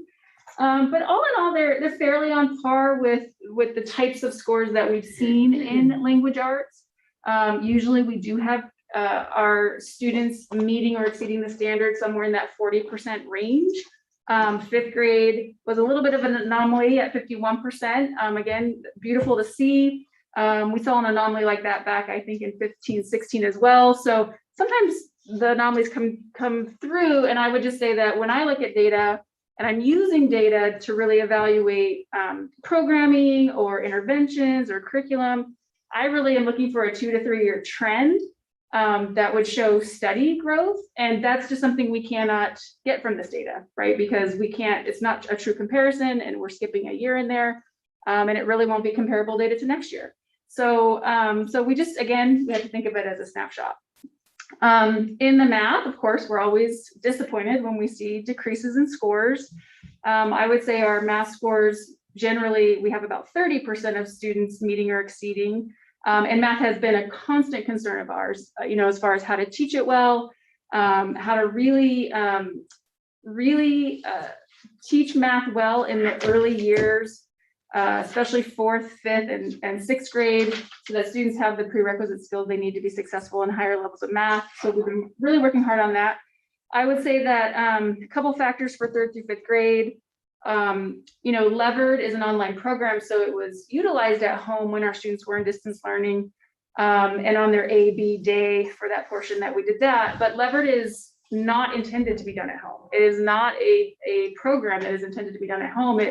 The beauty of Levered is that it gives the teacher data in real time, constantly, second by second, as kids are doing the math, so that the teacher can immediately pull small groups and reteach concepts when they see kids getting stuck on critical skills.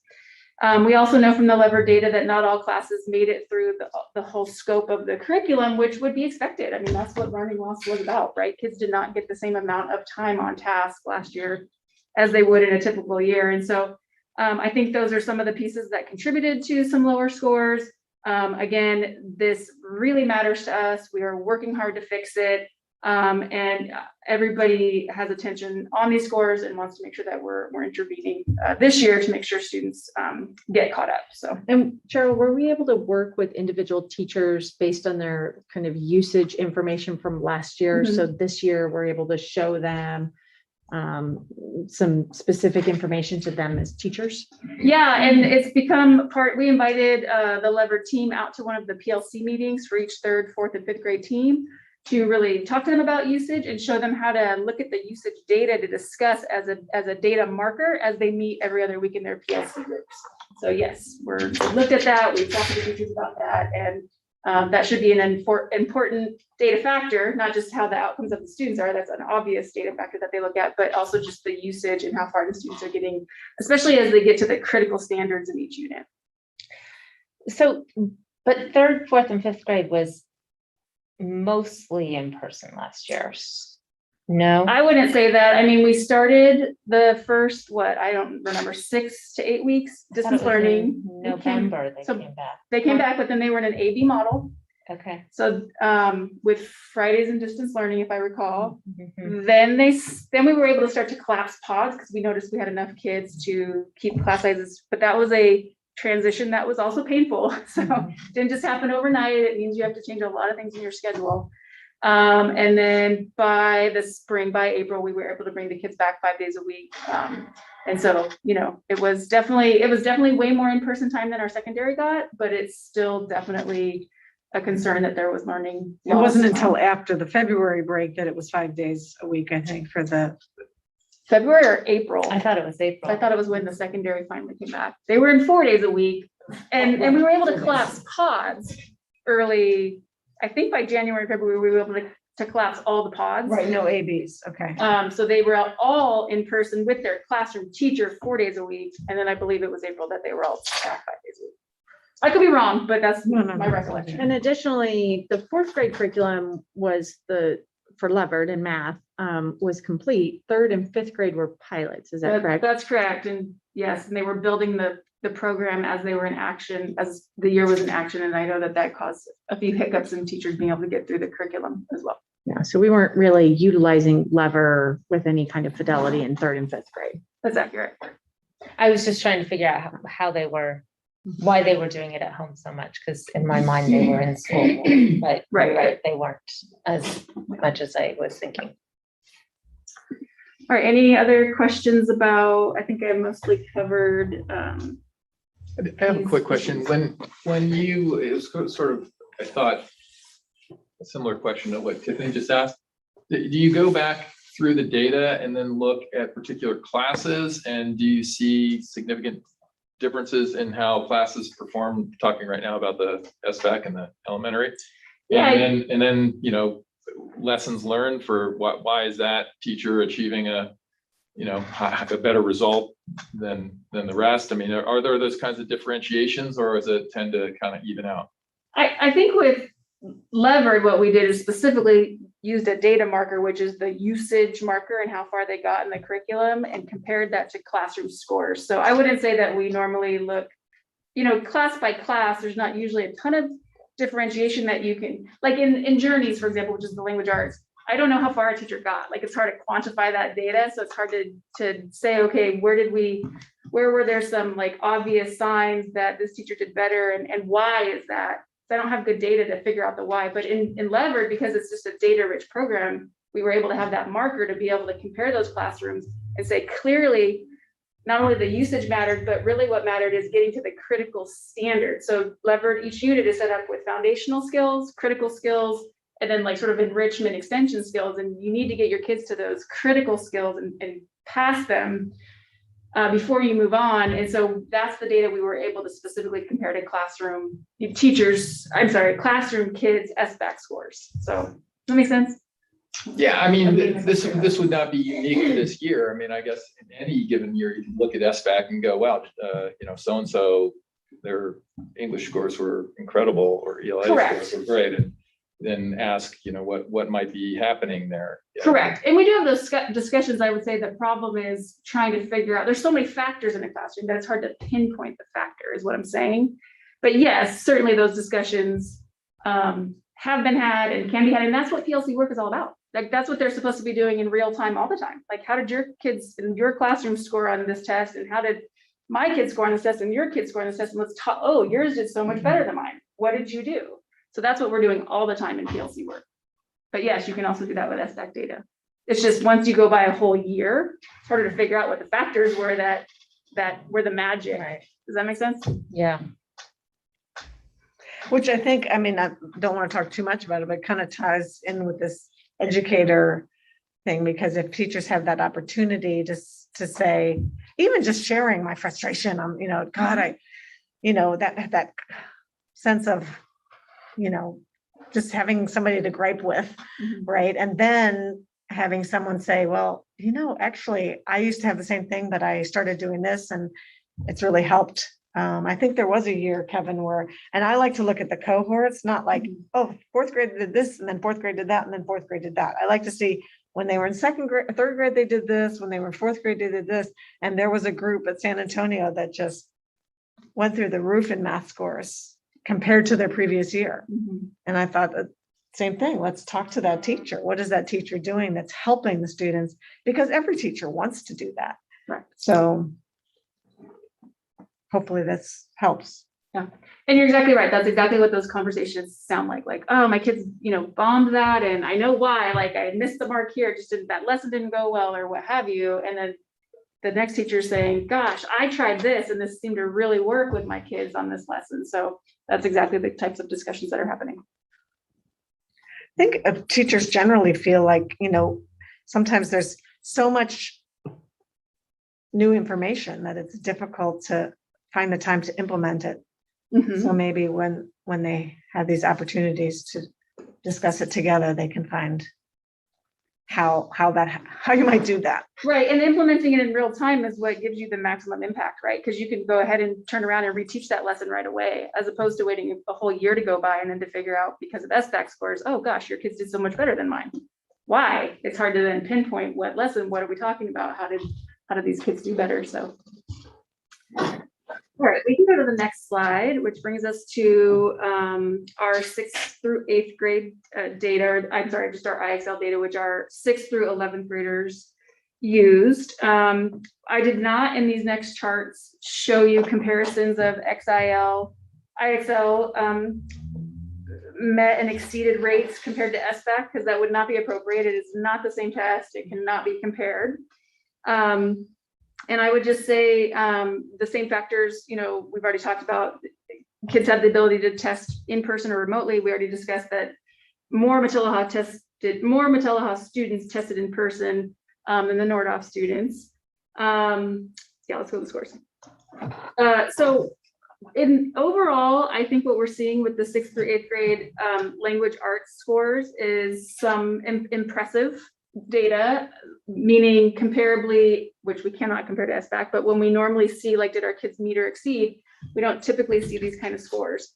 And so what I would say, as far as both with the language arts and math scores at Matilaha, IXL was a program that Matilaha had already embedded in their math program for multiple years. So kids were totally familiar with IXL. They were used to the system. And they were already utilizing it as a tool, not just an assessment, right? So kids were taking it as an assessment, getting that data, and then really targeting their skills prior to last year. The only addition to last year was adding the language arts component, which is the data that you're seeing here.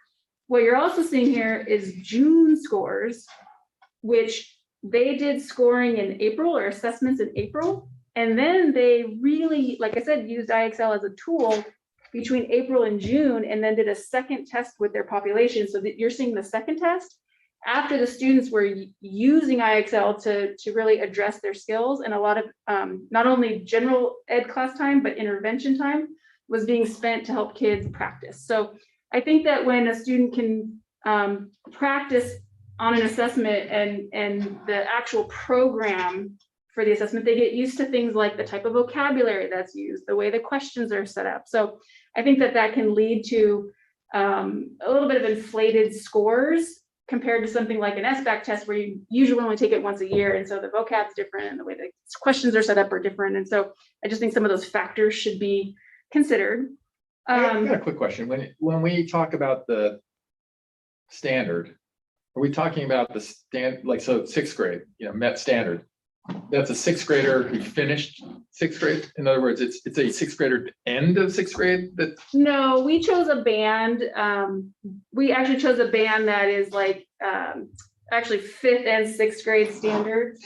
And then exceeded was, so the way IXL works is you get, and maybe the last slide would be the most helpful if you want to go to the last slide real quick, but you get, because there's all these different strands, right?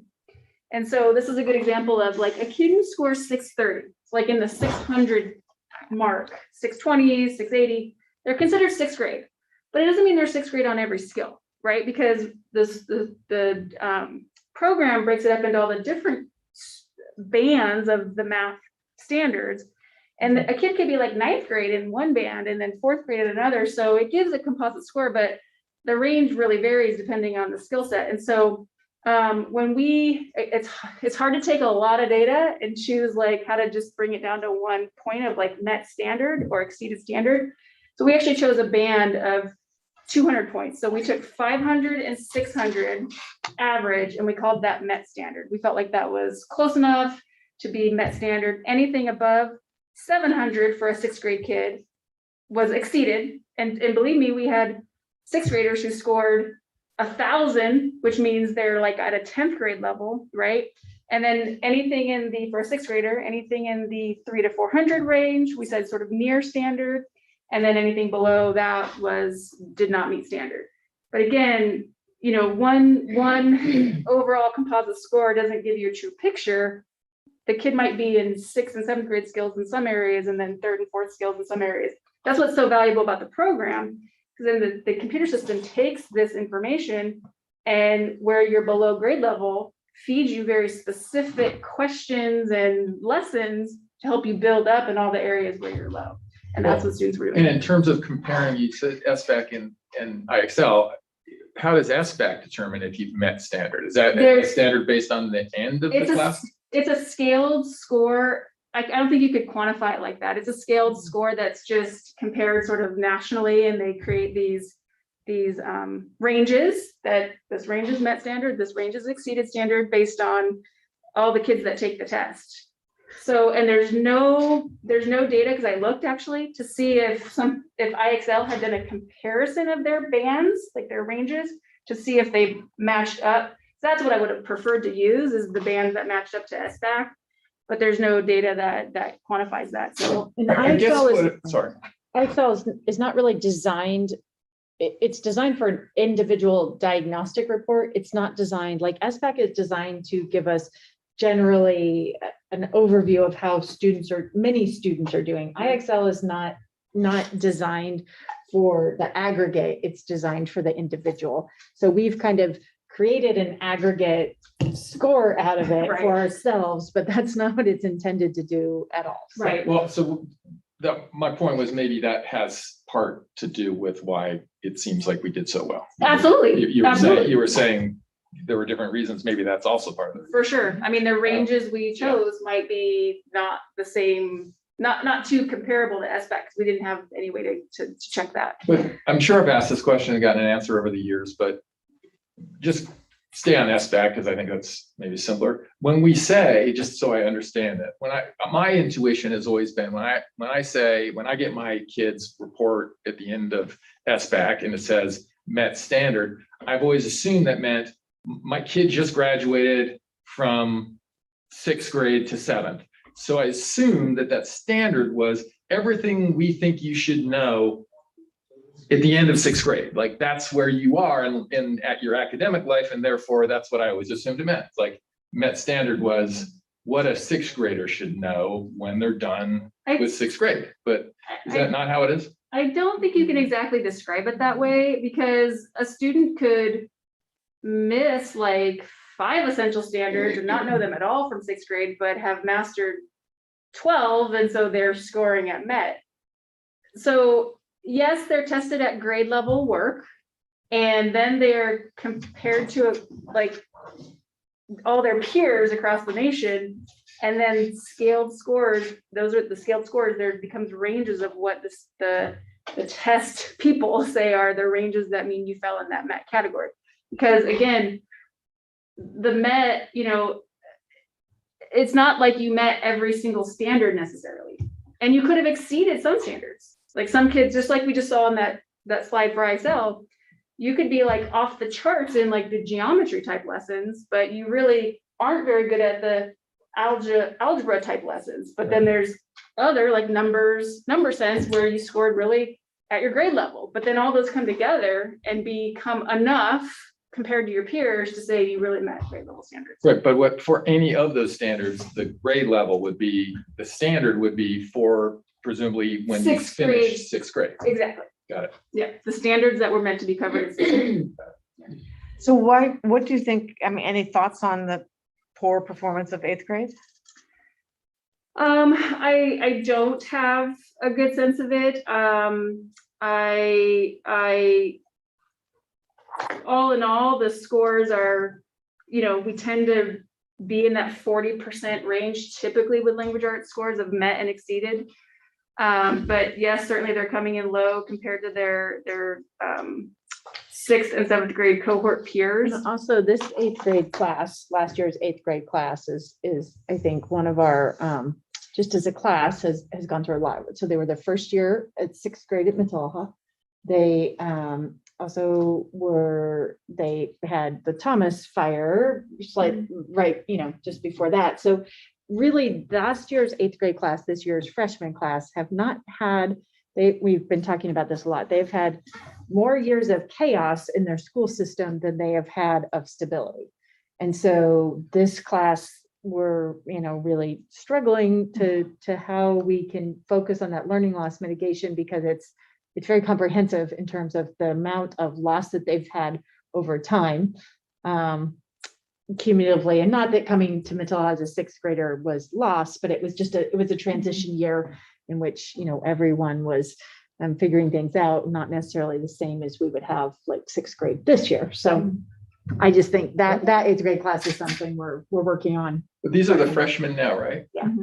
That wasn't the first, it wasn't the first year of the eighth graders now? Yeah. Yeah. Oh, yeah. It's But a you year. are talking about right, this, yeah. but yes, they were. Let me think about that. Yes, you're right. This is this year's freshman. But yeah, those kids, then Yeah. these eighth graders were at Mataha 2 years, and of those 2 years, they were actually on campus 3 months. right. That's Oh, no, Yeah. they had the fall. They had the fall. So before COVID. Mhm.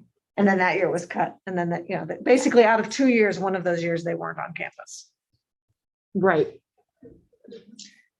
Yeah, I think it's hard to pinpoint what exactly went wrong. All of those are very significant factors that I'm sure led to this. I also think that as the kids get older, they're less motivated by their teachers encouraging them to do their best on a test, and sometimes might not have that motivation factor that Emily was talking about as well. Maybe a little class competition. That could help. That middle schoolers like that. Do you want to go to the math slide? Again, the math is, awesome. We wish we could do this well on SBAC, but again, it's not compared to SBAC. And I would say with the math, this is the part of the program that Mataha has been utilizing for several years. So I think the kids are, they have a leg up taking an assessment like this just because they've, again, been so familiar with the way that test program is, and again, the vocabulary, the wording, the way that the problems are set up. So I think, again, that might speak to why these look very inflated compared to what we would normally see in math scores. And again, across the state and country, math scores are always the most difficult to come by. Student achievement in math is tough. It's always a challenge. Actually, during the SAC meeting, a couple of them talked about how they wish they had a couple of weeks before the tests to just work on the test format and prepare for the tests. And I know I guess it's only 11th grade, but you've got AP exams, you've got a lot of things going on. So for teachers to say, let's take 2 weeks to focus on preparing for this test is a nightmare, but maybe figuring out some way they can, like with the IXL, you have experience throughout the year of taking that kind of a test and discussing it afterwards. Right.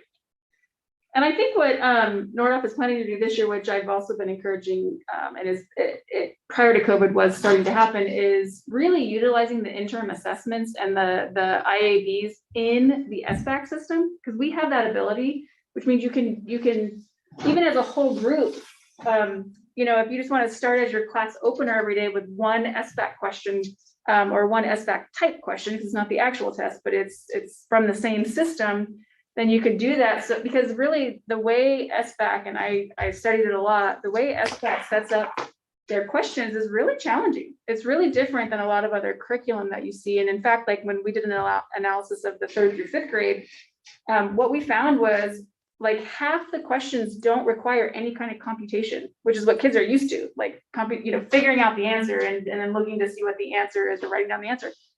A lot of the questions in SBAC are more about critically thinking about how to set up a problem. So like, how would you set this problem up? And then you've got to look at like sort of models and things and then pick the right model or pick the right question setup. And so that's just a different way of thinking about a question and approaching a question. And I think kids need interaction with that throughout the year if they're going to be ready for a test like that. So that's something we have been talking about and we'll be revisiting as we gear up for SBAC this year. And I just want to say, because I think people, get concerned when it's like, oh, you're just, teaching to the test. That's not through my head. It's not really, I would personally say this, that the SBAC test, the questions are really good questions. They are questions that I would want my child to be able to answer, right? And they measure a lot more than just calculation. They measure critical thinking and being able to set up a problem and all those things that I would want my child to be able to do. And so that practice is valuable if it's a skill that you actually want the children to learn. It's not just about teaching. Teaching to the test is teaching to the standards. Exactly. Because the standards. And Jake, if you're PD this week, did you talk about this and talk about some SBAC questions and things like that at Nordoff's PD? I don't know, to be honest, I think so. Okay. I realize I plan to address As a CTE teacher in all fairness, Yes, I'm sorry. questions related to the SBAC. So.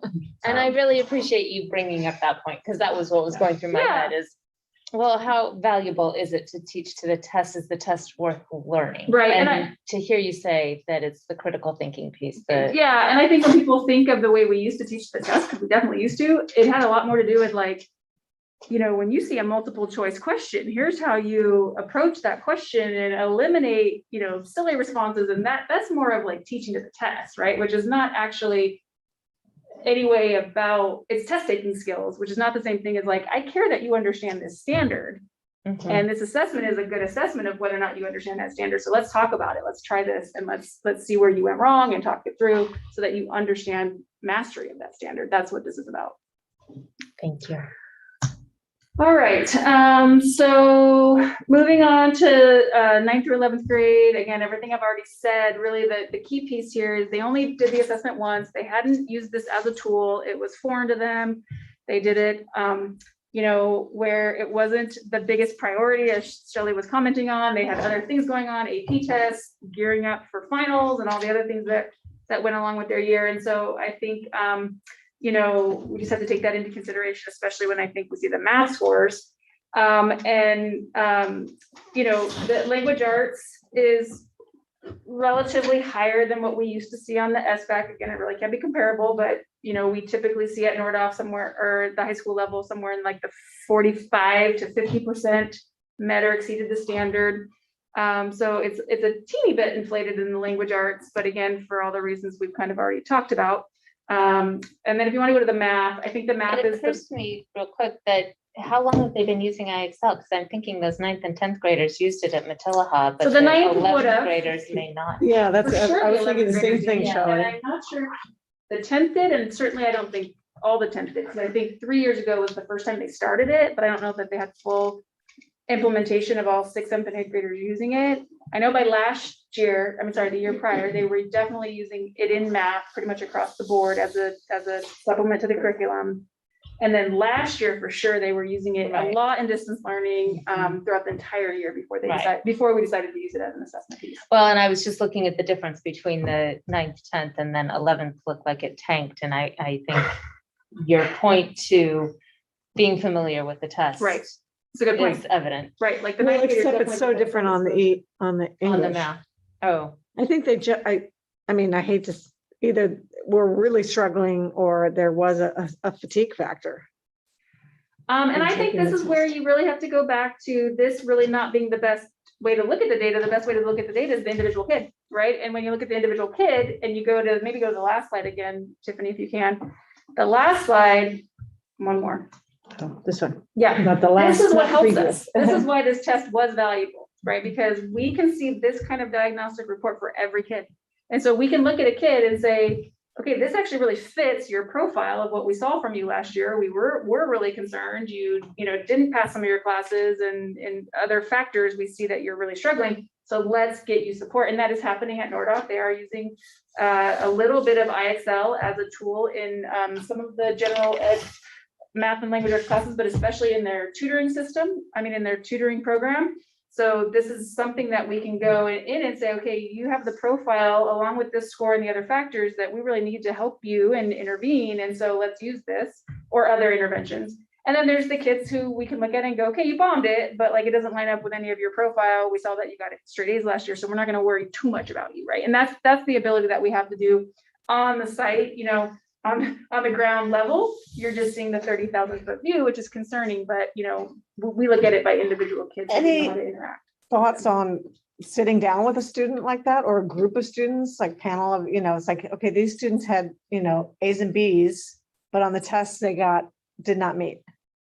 Yeah. And asking them, like talking to them about why don't they take the test seriously? Is there any suggestions they have? I've definitely engaged in that kind of conversation, even prior to SBAC. I don't think that kind of conversation is necessary for IXL. I mean, this was just 1 year. We're going to move back to SBAC, right? But when students bomb something like the SBAC, as 11th graders, for example, you do want to sit down with them and talk about why. And I know that I've been a part, you know, 10 and 15 years ago of really campaigning and talking to kids about why test scores are important and how we use them as educators to evaluate ourselves and decide what we need to change, and you know why it's important for you and your parents, because you want to see where you're at and what skills you. So I've done those kind of rollouts where you first, you know, find out what the students were thinking and why they bombed it, and then okay, what can we do to motivate them to try harder the next time or take it seriously. I've even had conversations with kids about how, you know, your parents' home value goes up. Did you know that when you have schools with higher test scores, like this matters to your parents? So we've definitely, you know, tried everything under the sun as school systems to motivate kids to do well on these sort of high stakes accountability tests. But that just wasn't what IXL was last year, and I don't think any added stress during their mental state, as Shelley mentioned again, was necessary last year, right? I mean, we're able to take these scores, see them for what they are, and utilize the scores that we think are valid for each individual kid, and use them to help gear an intervention strategy for that kid. And for the kids that we knew blew it, you know, they blew it, and let's move on. So right, yeah, no, I didn't mean specifically this year, but I just in general. No, we've definitely had those kind of discussions. Tiffany, any like I was trying to think of a motivating factor, right? If you're just let's say you know, you don't care a lot about your math, you're just a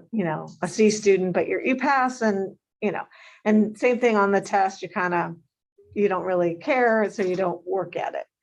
And so I was trying to think, is a motivating factor, like if you get met or exceeded, you don't have to take math the next year. Well, they only have to take 3 years of math anyway, right? But is there any, thinking about some of these students who want to go on to community college and then they have to take the remedial math, any way that like if there's no more remedial math at the community college?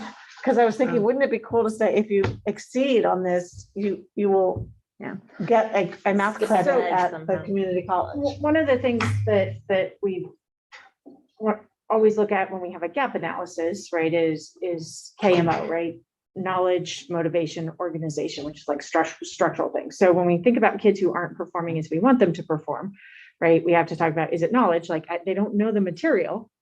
And so that's one solution. Is it motivation? They don't care about the test, which is a different solution. And organization, meaning are there structural issues that are maybe preventing them? I don't get enough sleep. I'm focusing on my AP tests instead because they're at the same time. I'm in rehearsals all the time. I'm, you know, whatever that might be, which is again, a different solution. And so trying to think about multiple solutions based on the gap analysis. Boy, if Rebecca was here, I'm pretty sure her dissertation is based on the KMO framework. So she would have a little bit more to say about how to utilize that framework. But trying to think about, you know, there's no one solution that's going to fit all students. And so trying to work on multiple solutions for all of those potential gaps kind of simultaneously. Right. Because it would be nice to know that it's really about knowledge. Right. Because then, okay, let's focus on that. And there's nothing you can do about some of the other things, but. And I think this one was largely motivational. I mean, I can't help but think that at 2% passing, we had calculus students, that means, who are not meeting or exceeding standards. Well, that doesn't seem to fit. So I think there was a large motivational issue here. in these schools. And I think also organizational, as we mentioned, there were lots of tech issues. That's right. I think I was visiting a classroom right around the time that SBAC, and there was just like kind of meltdown about how the internet went down, whatever. I don't even remember what the issues were, but there were some massive structural organizational things that were preventing our kids, that were hurting our kids during the time in which they were taking this test. Organizational would also be like taking it after school instead of during the school day. Like those are barriers that might be contributing to the gap that aren't necessarily motivation or knowledge, but other factors. So, any other questions? That's it. Thank you so much for all of that information. Okay, we are on to, 8.1, the consent calendar. Do I have a motion to approve? I'll move to approve the consent calendar. Is there a second? Second. All those in favor, Michael? Aye. Kevin? Yes. Shelley? Aye. Jane, aye. That passes 4-0. 8.2.1, the ratification of the salary increase for Ojai Federation teachers. This is actually just what we had already agreed to do for them in their contract from 2018. So do we need a discussion or do we just Move to approve. Second. All those in favor, Michael? Aye. Kevin? Yes. Shelley? Aye. Jane? Aye. That passes 4-0. Just occurs to me, when you are the one making the motion, why do you have to still vote? You can make a motion and vote against your own motion. Oh, I guess so, right, bring it to a head, yeah. Mhm. Fair enough. Thank you, Shelley. 8.2.2, which is to offer the same retroactive and on-schedule salary increase for management, supervisors, and confidential employees. Anyone want to discuss? I'll move it. Second. All those in favor, Michael? Aye. Whatever your name is, Kevin? Shellen? Yes. Shelley? Aye. And Jane, aye. That passes 4-0. Did you want to address just what Chuck had said about why we're not also doing this for CCA? I think Chuck discussed covered it. it. So. So it has been offered. Yes. 8.3.1, educator effectiveness plan, public hearing. Do we open the public hearing first? I'll move to open. Second. All those in favor, Sorry. Michael? Aye. Kevin? Yes. Shelley? Aye. Jane? Aye. That 4-0 to open the public hearing. Shall we? Are we ready to roll? Yes, ma'am. Okay. We had an influx of funding, I think it was maybe mid-October, for educator effectiveness. And I don't know, some of you may have been on the board in 2015. We had the same influx of funding for educator effectiveness. And that one was for 3 years. And we had, I wrote it down, about 190,000 that year. So this year we have, it's a program, same thing, educator effectiveness, but it's for six years and it can begin this year. And it's quite a bit more money. It's 587,000, something like that. Yeah. Previously, when we had EE funds before, there were 4 areas in which you could spend it. Induction, PAR, peer assistance and review, alignment with Common Core standards, and the last one was teaching strategies. Now you'll notice if you look at the template, there are 10 areas in which you can spend this money. So we got together, or Cheryl and I got together maybe 2 or 3 times and kind of brainstormed some things, asked teachers what they, asked staff what they would could envision using this money for. And so we came up with those things you see on the template. So we, out of 10 areas on which we can spend money, we're spending those funds, or we'd like to spend those funds on 5 of them. And I think staff really felt that if we can set a foundation for years to come. This money really, if we focus on just a number of really cohesive, high impact items, then really it could set a legacy for the future. So I think that's what we were looking at when we decided on the use of those funds. So questions? That just gives you a kind little of go back context. to it. We can show it on this. Should we show it? I'm wondering, yeah. I was just pulling it up. So Marilyn, this is just the allocation of the money to the grant. Goals, right? Not Yes. determining who or what specifically. Correct. Or any of that stuff. That's correct. And it's state funding. This is state funding, not federal. This has the feel of an LCAP type document.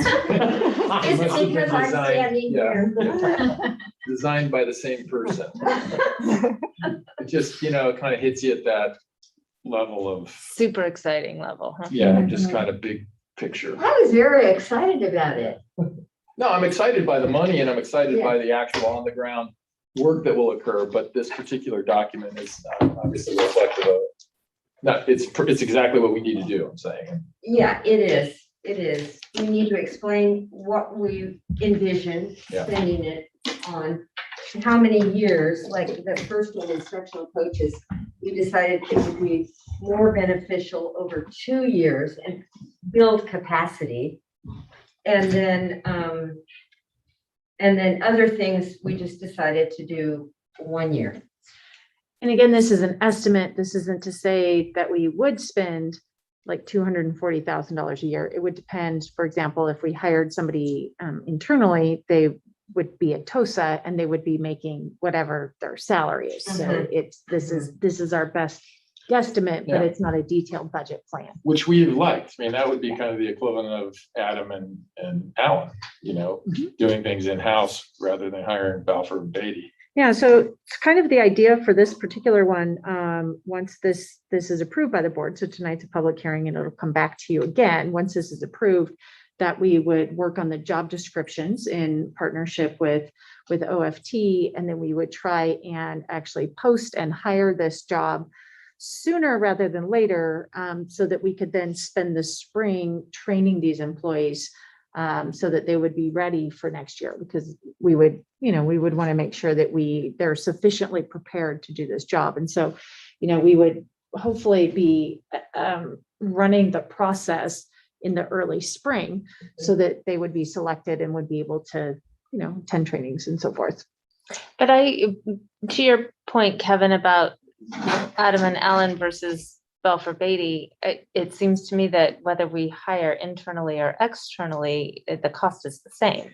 Is that not correct? It is correct, and essentially it's a open position that anyone can apply for, right? And we would hire the most qualified person, right? People. Okay. So, well, but I mean, presumably you can get more bang for your buck if you do it in-house, right? I mean, you don't know what it will cost to bring in an independent contractor in, or this isn't an independent contractor. We're just saying some people from outside the district could apply because it's an open job position. But no, there's no independent contractor. It would be, these positions will be OHI unified employees. Got it.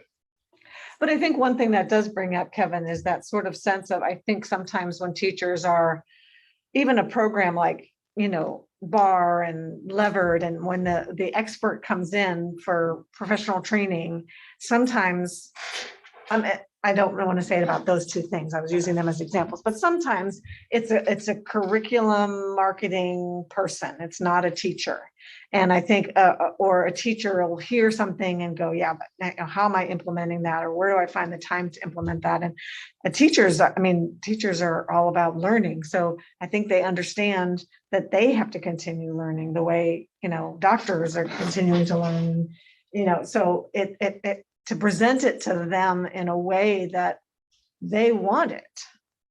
I mean, not presented, but it's just like, if you're just having somebody from this textbook company coming with my educator effectiveness, it's not as effective as somebody who can actually, like you said, ask the teachers, what is it that would be effective, so that they are happy I to. know, at last Friday's, in-service, the presenter for UDL was a TOSA promotion view. And she was so enthused, wouldn't you agree, Cheryl? She was so enthused, and I'm sure she had extensive training. Well, she probably had it implemented in her classroom. Then she probably had extensive training about how to train others in UDL. But you could just sense, we had lunch with her, you could just sense her enthusiasm. And that's what I picture with these instructional coaches. They've been in the classroom, they're good, solid instructors themselves. They go to additional training, and that's why I think we want to hire them early so that they can have that additional training. They would be responsible for implementing. What I think important about this is it's not anything new. It's that they would be helping to implement coaching in trainings that we've already had, whether that's PLC, whether that's BAR, whether that's UDL, whatever that might be will depend. But the idea is that, they're helping to support. So essentially moving from the presentation part of professional development and now moving into the job embedded coaching, which is part of the whole continuum of professional development. So this is essentially phase 2. We've trained you, and then now we're going to work on job embedded coaching to help support you and give you feedback on your in-person practice.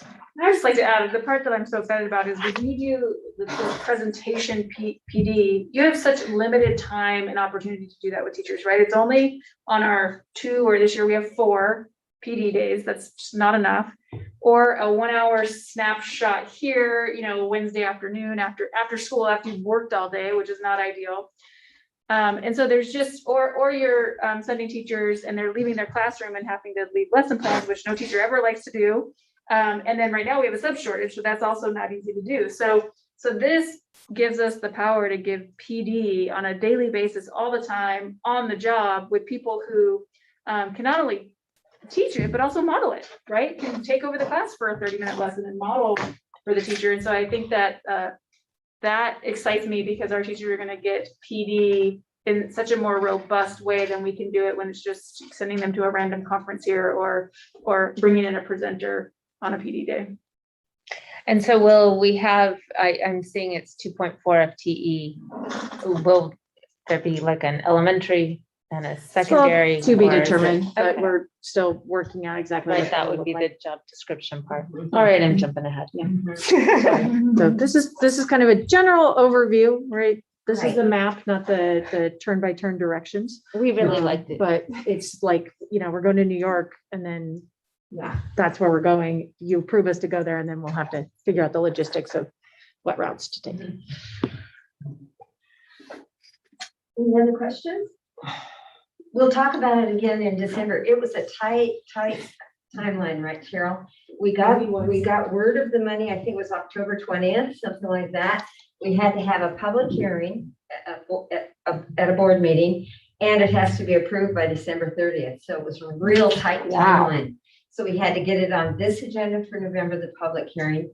And then, of course, in December, we'll have the approval, if you approve. And this is a grant Yes, that was it's a block applied for? grant. No, No, it's a just state state allocation. allocation. It's- So, if you remember back, Governor Brown took a lot of, there were what were formerly called categorical funds, and put them all into the base grant.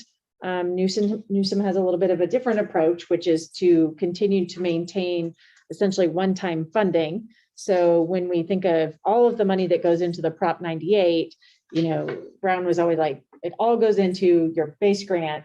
And what we're seeing and what we expect to see in this next budget is continuance of one-time or multi-year, but one-time funding that doesn't obligate the state to long-term funding, but requires us to create these little pockets of plans for a few years before the money runs out, and then get another pocket of money to do some other plan. And so this is essentially a categorical program for educator effectiveness. But that sounds like it's more effective that way. This seems like if you really want to impact educator effectiveness, provide don't just put the money in and This is a massive debate at the state level, so I think there are many. I won't be running for office. On both sides, but I think there, in fact, one of the discussions right now is in the governor's budget. You know, we're expected to see some additional funding, like billions of additional funding going into the Prop 98 category. And then what will happen with those funds? Will they be essentially categoricals, or will they go to the base grant, or will it be some mixture of both, which is my guess. But this is a hot topic right now. Yeah, well, I would hope it would be a mixture of both, because if it's Yeah, all and like all categorical, these then forget funds, it. if we don't use it by June 30th, 2026, you have to return it. We'll make sure it's used. So we want to make sure, yes. Yeah. Thank you so much. Can I have a motion to close the public hearing? I'll move to close the public hearing. I'll second. All those in favor, Michael, Aye. Kevin, Yes. Shelley, Aye. Jane, aye. Public meeting is closed 4-0. And we don't have to have an action item on moving forward on it. It was just a discussion. It'll come back to It'll you come back to us. in December for the final approval, unless of course you wanted to approve it tonight. But I think we already just closed the hearing, so we're good. 8.3. Well, I mean, if that's a prospect, I think we should. But it wasn't on the agenda, so it seems like No, I don't think so. to approve December. it wasn't on the agenda. I think we need Yeah. to. Okay. Plus, we talked about it being a little more specific, maybe the next, or no. 8.3.2, the District Advisory Committee proposal. So I'll introduce this, as we've talked about in a few meetings ago. The LCAP is kind of constantly being revised, but the LCAP template and a lot of the guidelines for the LCAP have been revised. And so Marilyn and Cheryl and I, to a lesser degree, worked on a district advisory committee. And given kind of the confusion last year with the PAC, the Parent Advisory Committee, this is a proposal that would meet the statutory requirements for the LCAP parent engagement portion, not engagement, but the LCAP committee portion that essentially approves the LCAP. And so this is the District Advisory Committee, really specifically for the LCAP. And you can see kind of in the proposal how it meets all of the new guidelines as well as the statutory requirements, including ELAC and then parents, guardians of low income foster youth.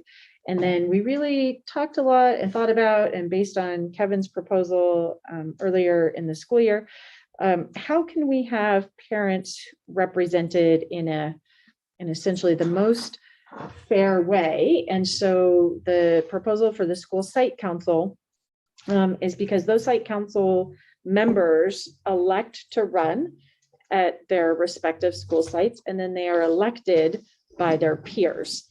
Even the student members are elected by their peers. So if we're looking for a way that is as equitable as possible, rather than us picking them or anyone else just picking them, these are people who were picked by their peers at their school to represent the school site council. And then in the process of the school site council, they have a lot of experience then looking at these documents, talking about these funds, which can be useful rather than trying to have an LCAP committee that starts over again. They are able to really take that perspective. And again, some of the ground rules, right, about following the Green Act and some of those particular things, and just apply that to their work at the district LCAP, and essentially representing each of their own school sites. So that way it's kind of evenly distributed between school sites as well. So that's the idea. Tiffany, presumably they would select their own members of this committee, each council. No, all of the school site councils, right? Yeah, all of the members of the school site council, right? Okay. Oh, better.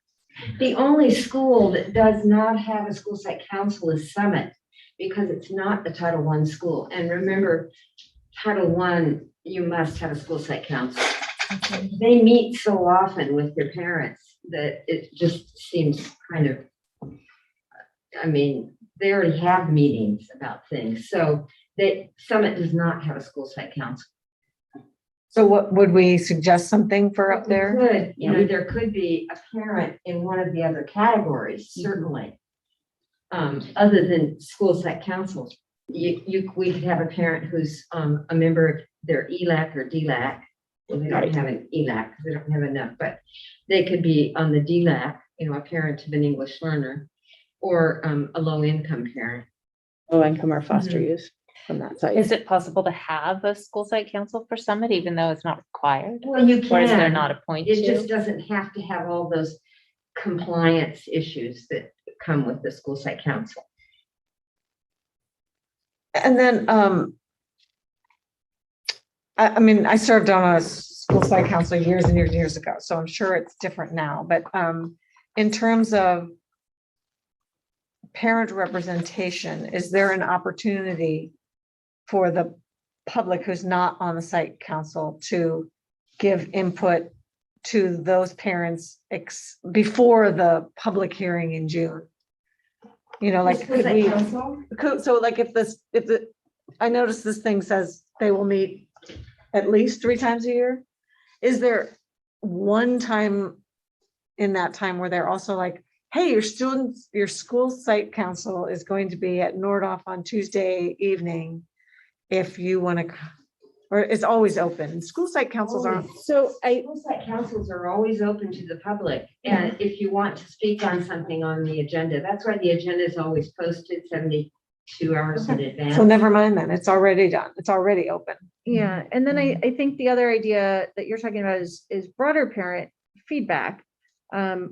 This doesn't improve, this is separate from broad parent engagement throughout the year and throughout the process. So this does not constitute the parent engagement portion, right? It constitutes the parent advisory committee, but not the parent engagement process. Those are 2 separate things. And we haven't brought you anything tonight about the parent engagement process, just this particular piece of the committee that's statutorily required to provide feedback on the LCAP in its entirety. And they're really only required to meet kind of once to review the entire LCAP, but we're trying to expand that so that they're engaged multiple times throughout the year. So actually it does answer the whole thing, but we are choosing to do more engagement in terms of engagement. I didn't hear you, Jane. So we really, if you just had this group, it answers all the statutory requirements, but as a district, we're choosing to have more engagement opportunities. Well, this group, we must have an advisory committee to look at the LCAP. And as Tiffany just mentioned, the requirement is that you have to meet at least once. But the notion, and I think when the law was passed in 2013, when we first got the LCAP, was that it's not a compliance model anymore, and it became an empowerment model. And then they began talking about engagement, well, they called it stakeholder engagement. Now they're calling it educational partner engagement. We don't call it stakeholder anymore. It's educational partners. But so you have to keep in mind that really the large picture of engagement are teachers, principals, students, parents, administrators, bargaining units, and SELPA, the Special Education Area Plan, and other school personnel. So town hall meetings, board meetings, those kinds of engagement activities. And then the part that Tiffany is talking about here with the district advisory is much more narrow. It's just talking about the LCAP, the goals on the LCAP, what we need, looking at the old LCAP, how are we doing, those kinds of things. It's essentially funnel, right? So we take all kinds of engagement and all the different activities we do to engage parents and students, community members throughout the year, and then those funnel down. And eventually this DAC is like the step above you, the board, before it gets to you.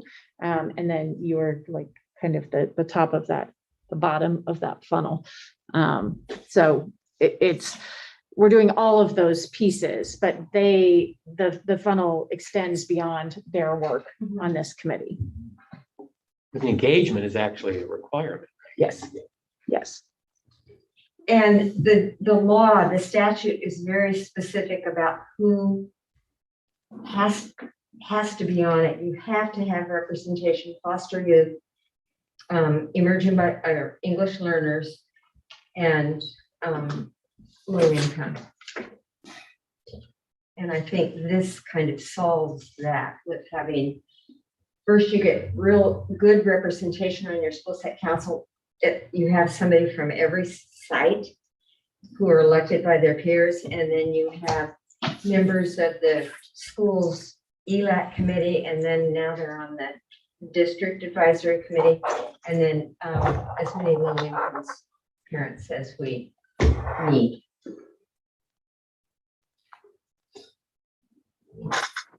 So let me clarify, maybe I misunderstood. You said elect, the school site councils would elect their representatives. Correct. That's kind of what I was asking is, so this composes school site council members is not all members of all school site councils. It's elected councils who will send a rep. No, it's all members of all school site councils who are, the council members themselves are elected to be on the school site council. Right. And then all members are invited to participate on the district advisory committee. And the school site council, Michael, also remember there has to be parity between the parents and the staff. So teachers are elected by teachers, and parents are elected by parents, and students by students. Good.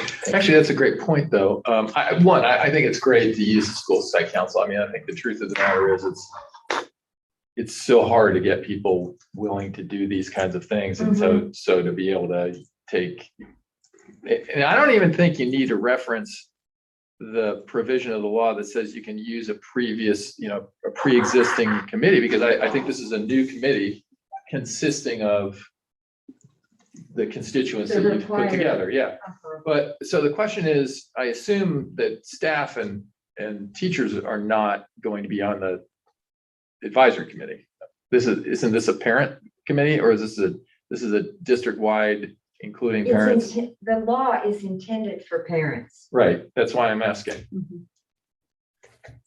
Tiffany and They're I on the didn't really school site discuss council. that, but I'm saying if teachers are on the school site council, would they be on the parent? Our original Advisory intent committee. was to have everyone working collectively so that parents aren't working in isolation from staff and from students. Our goal was to include everyone on the school site council who wants to participate in this work so that we have these discussions around the LCAP kind of as a collective group, students, parents, teachers.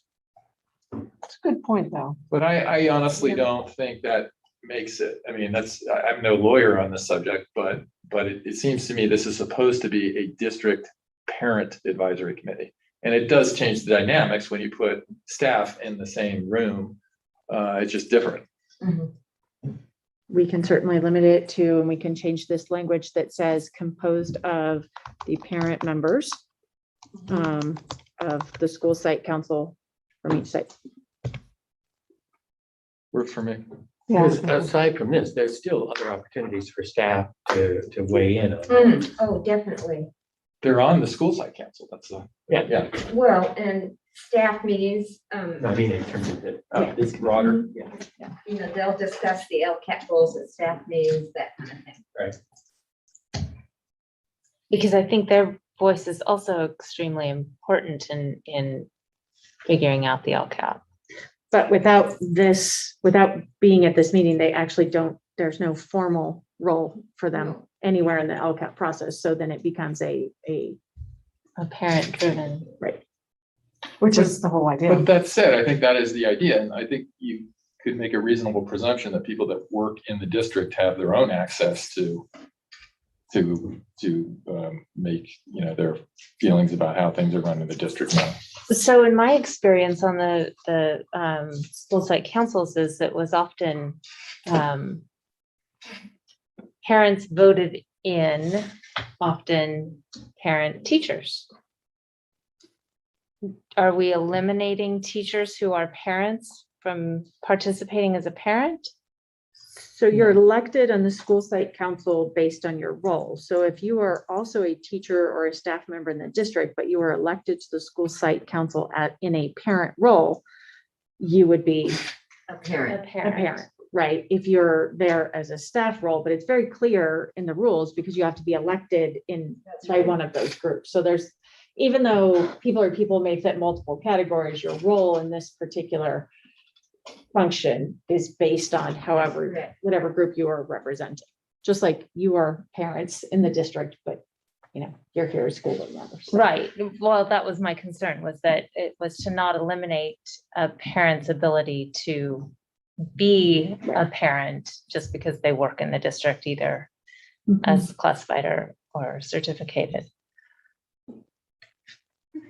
They are not. If they're elected by the parents be a to parent. serve as a parent, then they'll be a parent. Apparently. Be a parent. And actually, Marilyn, those roles are parent or community members. Is that correct? They could also be community members on this school site council. Yes, they can. Is that right? Yes, It's parent or community members, but the community members are never not also.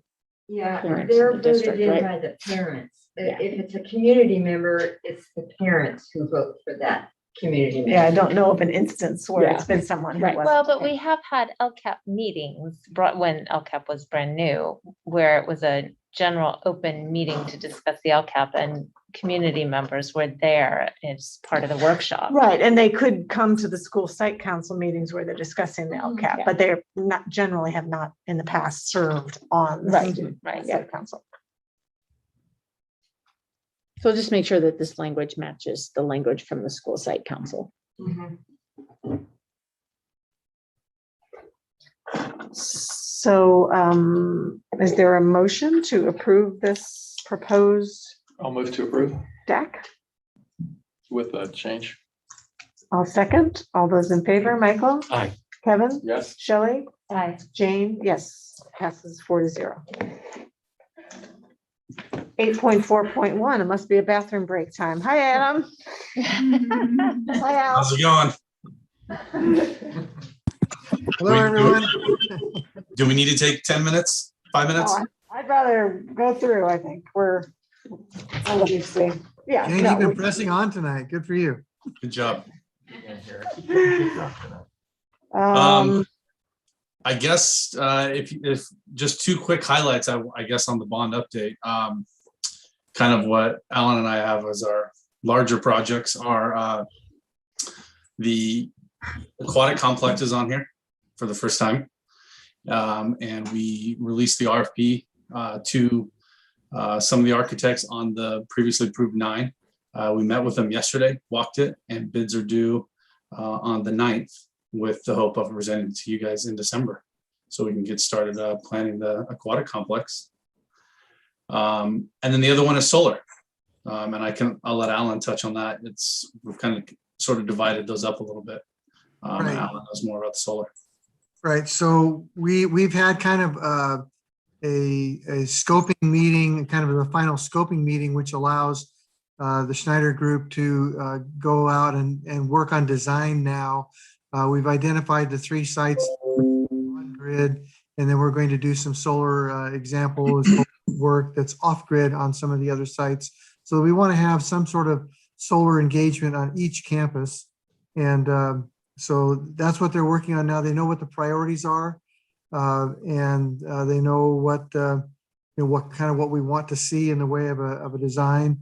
And so they're kind of have, I think, probably late December, they'll have a design back to us with some actual costing, and we'll be able to take a harder look at that point. They will be at a milestone that we've identified initially as a 30% completion of the design phase.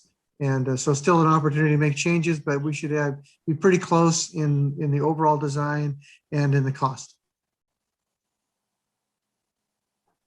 So those are the two biggies and the exciting stuff going on. Lots of other things as well, but obviously those are the two big ticket items as well. So Very exciting. any questions about anything else on the update? Even better. 8.4.2, approval of change order for Nordoff Library. This will be the final change order. I want to comment that these are items that actually occurred during the process, but 3 out of the 4 required a lot of some more negotiation and understanding of exactly why we had to do some of those things. I can speak to that. The $1,100 item was for an additional run of wire because the original run of wire wasn't long enough to do 4 sides of a pentagon, which is how long the run was. So, but all of these are less than the $40,000 allowance that we had built into the project. And we are under the 10% limit that's a legal limit for change orders. So this will be the final thing to wrap up the project. I'd like to just clarify, the Ojai Valley News article about this board meeting said that we were proposing to redo the library, and we're not really proposing to redo it. This is just already completing the redo. This is a review, yes. So Alan, I wasn't aware that there's a 10% limit on total change orders before what? Yeah, that's actually a public works contracts law. And so if you, for example, if you approve a contract for $100,000 and we get change orders for more than $10,000, this board does not have the authority to approve the excess over $10,000. Wow. Or 10% in the negative as well. We can't. Yeah, change- it's we both can't change directions. the scope. Yeah. So we can't take away, half of the project and end up with a $50,000 project either. I heard you make a motion to approve. I made a motion to approve. I'll second. All those in favor of the change order, Michael, Aye. Kevin? Yes. Shelley? Aye. Jane? Aye. That I passes. want to be 4-0. clear, I'm not in favor of the change order. Thank you. Approval of the change order. Don't You're want to right. be misquoted when I run for Congress. There you go. All right, thank you, everyone. Thank you, Ed. Yes. Good night.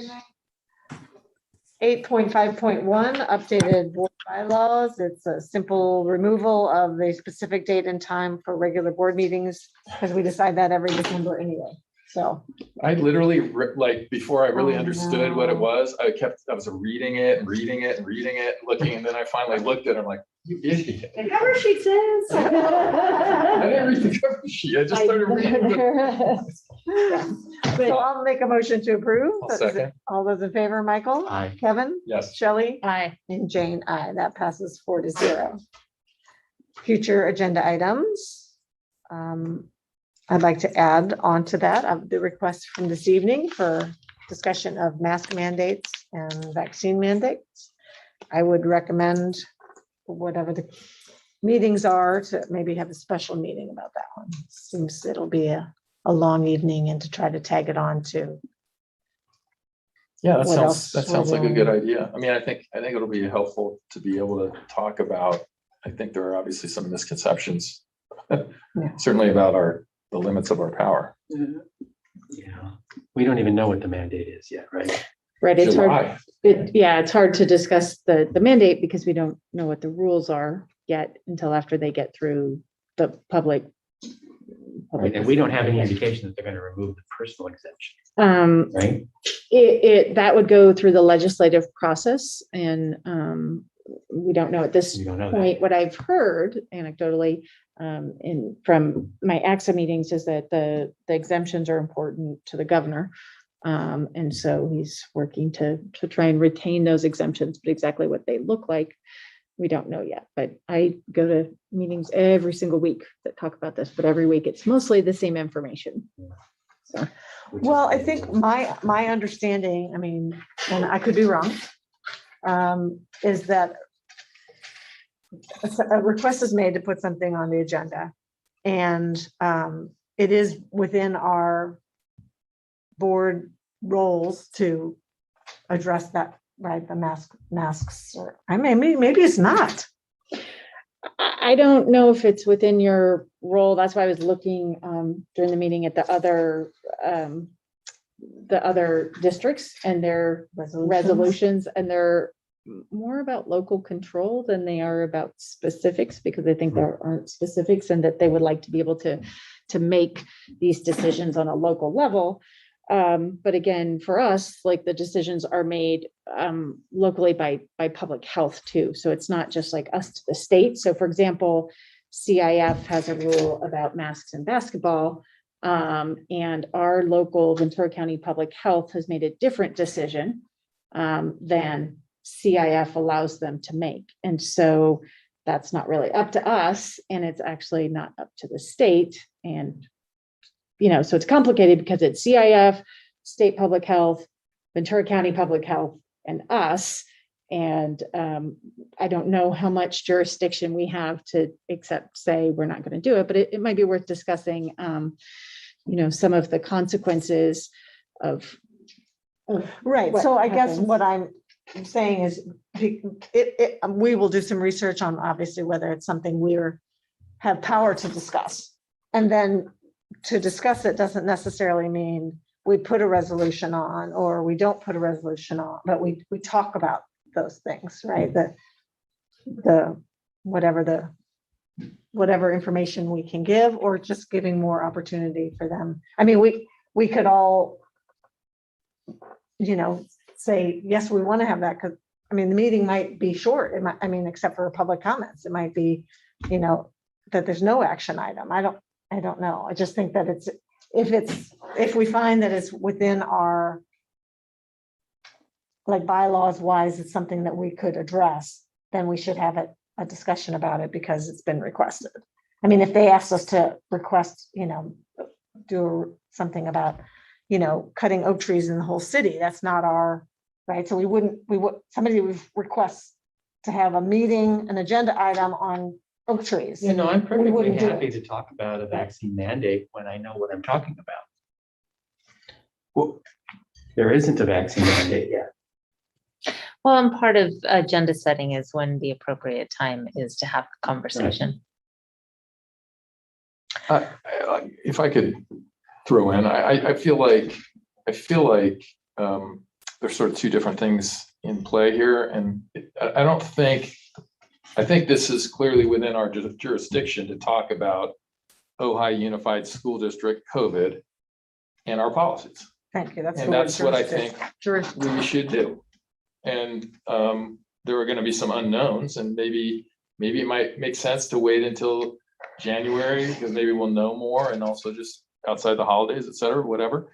But I do think we should, because I think people are asking us to. And I think it's certainly, you know, there's a lot, it can be done in a, you know, maybe Jim Halverson will come and talk about his perspective on this with respect to some of the stuff if we wanted. But certainly in terms of the policies, where are they from? Why do we have them? Just as Tiffany just talked about. I mean, I didn't personally know about CIF being inconsistent with county, but stuff like that.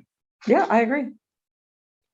Okay, so we can't discuss it any further. I just think a future agenda item is put that on the parking lot. No, I don't disagree with that. I mean, you know, Timing. the mandate is kind of non-specific, but as Kevin mentioned, there was, I think, some misconceptions about what we're having to do for COVID money and other stuff that I think could be clarified and probably should be, so that people really understand. Nobody's forcing us to do that for the money. Right. But clearly that all needs to be out there. So that part, I don't have an issue.